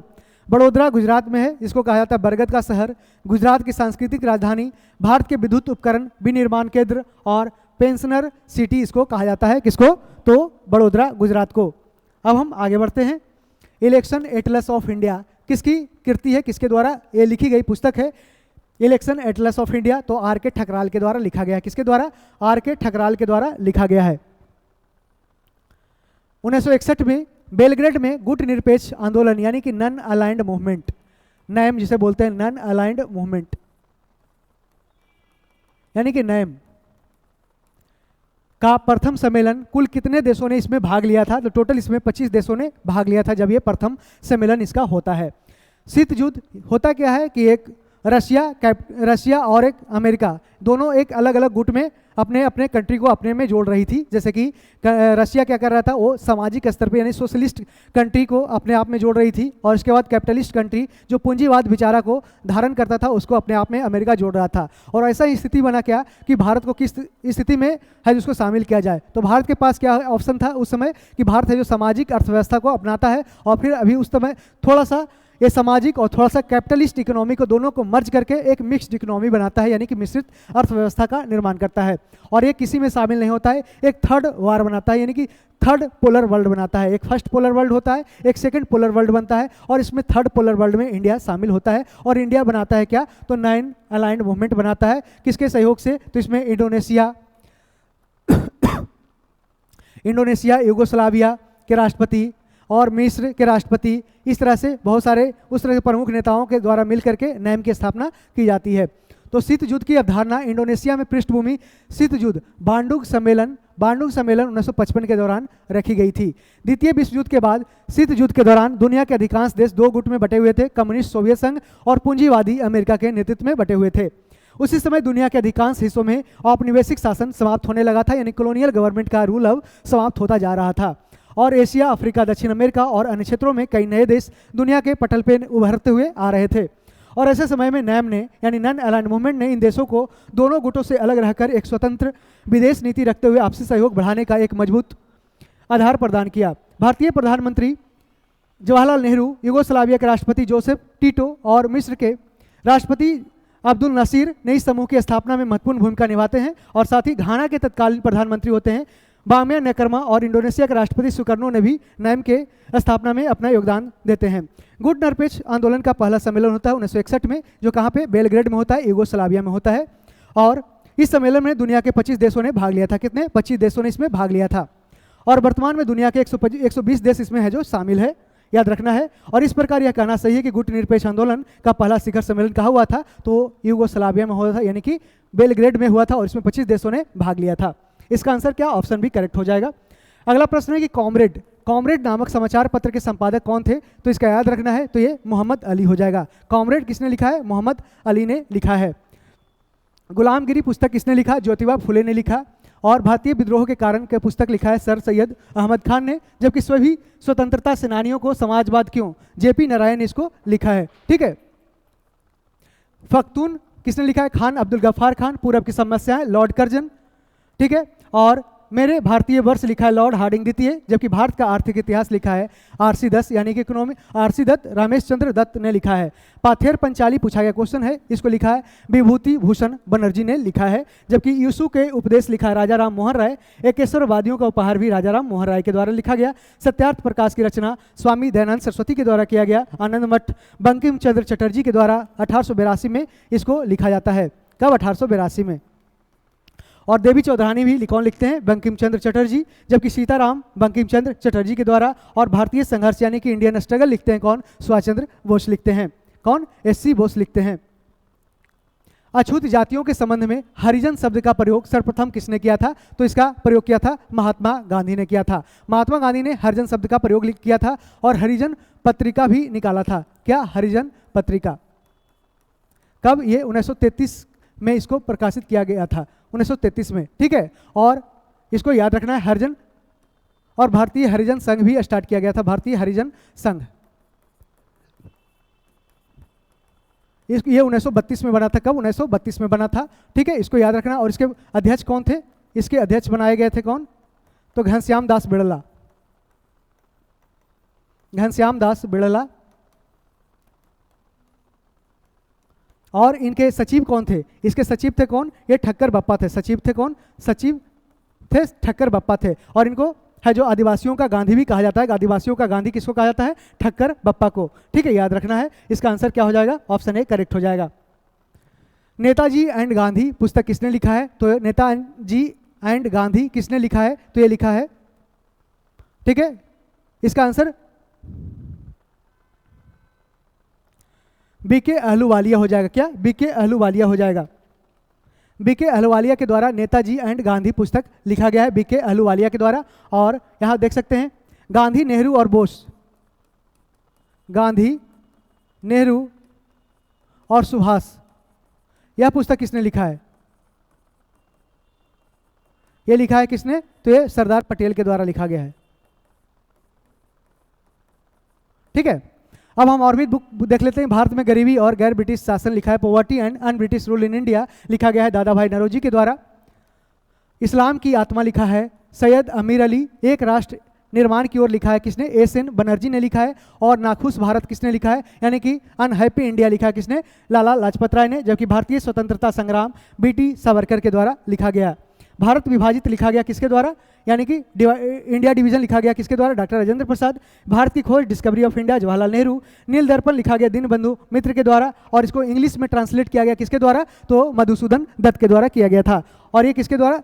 ये नील की खेती कर रहे मजदूरों के शोषण के विरुद्ध ये लिखा गया था। हिंद स्वराज लिखा गया मोहनदास करमचंद गांधी के द्वारा, और कांग्रेस और गांधी ने अछूतों के साथ क्या किया, यह भीमराव अंबेडकर के द्वारा लिखा गया था। इसका आंसर क्या है, ऑप्शन बी करेक्ट हो जाएगा।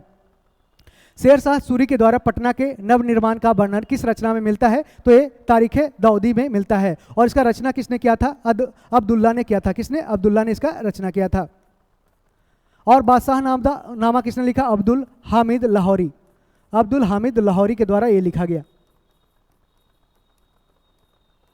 ठीक है। और अकबरनामा किसने लिखा, अबुल फजल ने लिखा है, अबुल फजल ने, ठीक है। तो इसका आंसर क्या हो जाएगा, ऑप्शन डी करेक्ट हो जाएगा। 47 नंबर की भारत के निम्नलिखित वन्यजीव अभ्यारण्य है, और उस पर विचार करना है कौन सा, ये दक्षिण से उत्तर है जो सजाने की बात कर रही है। तो इसमें देख सकते हैं कि शिकारी देवी कहाँ पे है, ये हिमाचल प्रदेश में है। कहाँ पे, हिमाचल में है। और ये कहाँ, सिमलीपाल है, जानते हैं उड़ीसा में है। और ये कहाँ, भद्रा कहाँ है, तो ये कर्नाटक में है, ठीक है। और पंचमढ़ी कहाँ है, मध्य प्रदेश यानी एमपी में है। तो देख सकते हैं किस तरह से मिलाएंगे। तो पहला क्या हो जाएगा, करा दक्षिण से उत्तर, यानी कि लास्ट में क्या आएगा, हिमाचल आएगा, तो एक सबसे लास्ट में हो जाएगा, यानी कि 4 ये वाला कट जाएगा, तो एक ये दोनों में से कोई होगा, ठीक है। तो कह रहा है 2 के बाद पहले कौन आएगा, इसके पहले यहाँ देख सकते हैं, पहले है जो कर्नाटक आ जाएगा, कर्नाटक से शुरुआत होगा, यानी कि 2 स्टार्ट होंगे, ठीक है। कर्नाटक, फिर क्या होगा, तो इसके बाद ओडिशा आ जाएगा, उसके बाद मध्य प्रदेश, यानी कि 2, 3, 4, 1 इसका आंसर सही हो जाएगा। और भी प्रमुख देख लेते हैं को जो राष्ट्रीय उद्यान है और फिर ये अभ्यारण्य है। जैसे काजीरंगा कहाँ है, तो असम में है। मानस कहाँ है, असम में है। नामदफा कहाँ है, तो ये अरुणाचल प्रदेश। चंद्रप्रभा वाराणसी उत्तर प्रदेश में है। दुधवा कहाँ है, उत्तर प्रदेश। जिम कार्बेट नैनीताल कहाँ, उत्तराखंड में। सिमलीपाल उड़ीसा। नालापट्टी आंध्र प्रदेश। वेदांतंगल तमिलनाडु। बांदीपुर कर्नाटक। रंगनथिट्टू कर्नाटक। पेरियार केरल। गिर गुजरात। जलदापाड़ा पश्चिम बंगाल। सुंदरबन पश्चिम बंगाल। पंचमढ़ी मध्य प्रदेश। माधव शिवपुरी मध्य प्रदेश। कान्हा किसली कहाँ, बालाघाट मध्य प्रदेश। बांधवगढ़ मध्य प्रदेश। फॉसिल्स राष्ट्रीय उद्यान कहाँ है, तो इसको भी याद रखना है, तो ये कहाँ है, मध्य प्रदेश में। इंद्रावती छत्तीसगढ़। पेंच महाराष्ट्र या मध्य प्रदेश के आसपास दोनों क्षेत्रों में है। रणथंभौर राजस्थान। सरिस्का राजस्थान। कैवलादेव कहाँ, भरतपुर राजस्थान। और फिर रोहिला कहाँ, तो ये शायद उत्तराखंड में है, इसको देख लेंगे आप।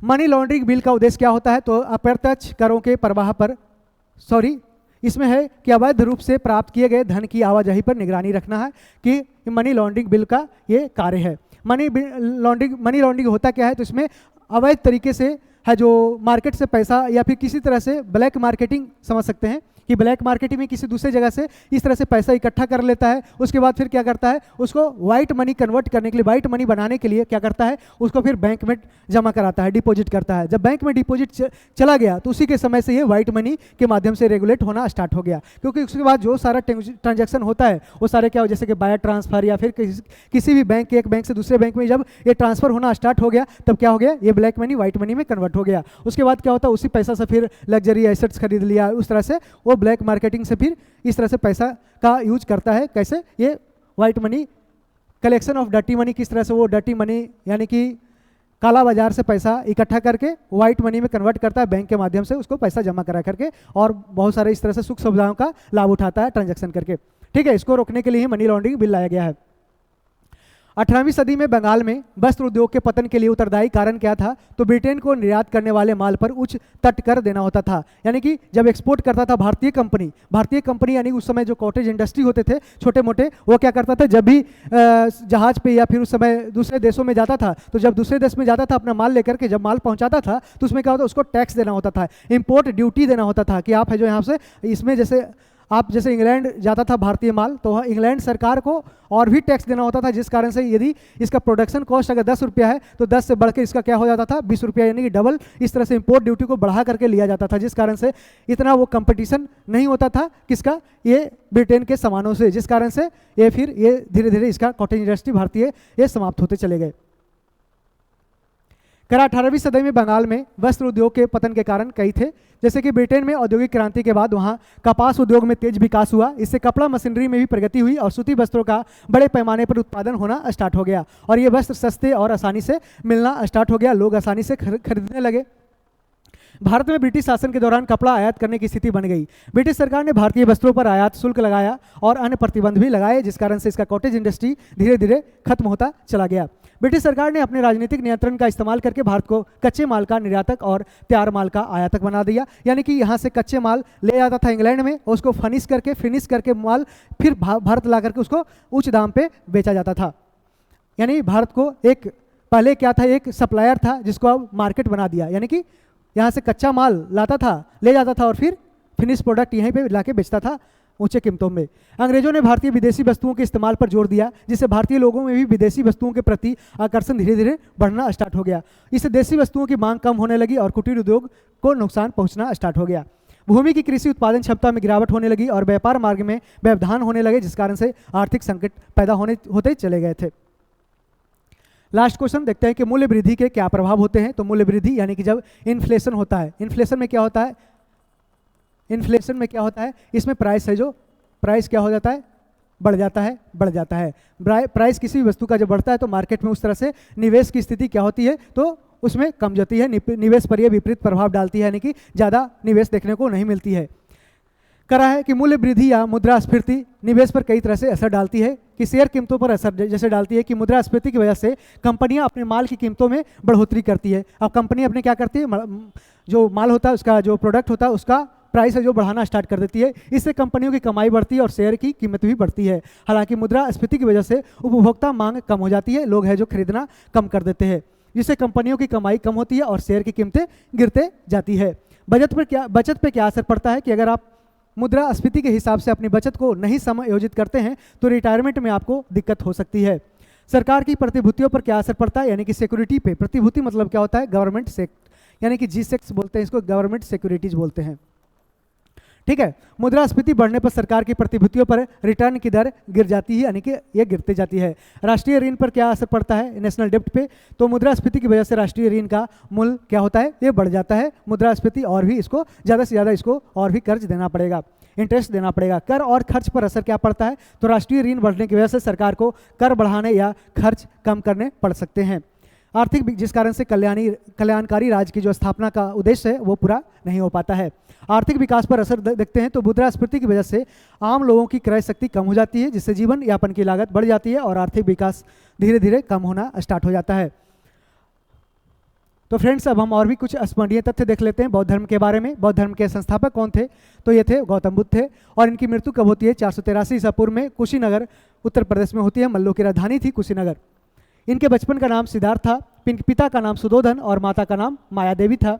और इनकी माता का कम ही उम्र में जैसे ही पैदा होते हैं ये, उनकी माता का देहांत हो जाता है, जिस कारण से उनकी पालन पोषण कौन करते हैं, प्रजापति गौतमी करती है, जो इनकी मौसी होती है। बुद्ध को 6 वर्ष की कठिन तपस्या के बाद ये 35 वर्ष की आयु में उन्हें फल्गु नदी के किनारे बोधगया में कहा ज्ञान की प्राप्ति होती है।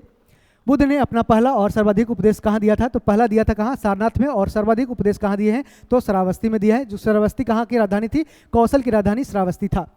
बौद्ध धर्म में आत्मा की परिकल्पना नहीं की गई है, आत्मा की परिकल्पना इसमें नहीं की गई है, जबकि पुनर्जन्म की मान्यता इसमें दी गई है कि रिवर्थ होता है। बौद्ध संघ में सम्मिलित होने की न्यूनतम आयु 15 वर्ष थी, इसको याद रखना है, पूछ सकता है डायरेक्ट क्वेश्चन। गौतम बुद्ध ने आम्रपाली को सर्वसम्मति से स्त्री रत्न घोषित किया था। स्त्री रत्न किसको घोषित किया था, आम्रपाली को किया था। और सर एडविन अर्नोल्ड ने गौतम बुद्ध को एशिया का ज्योति पुंज यानी कि लाइट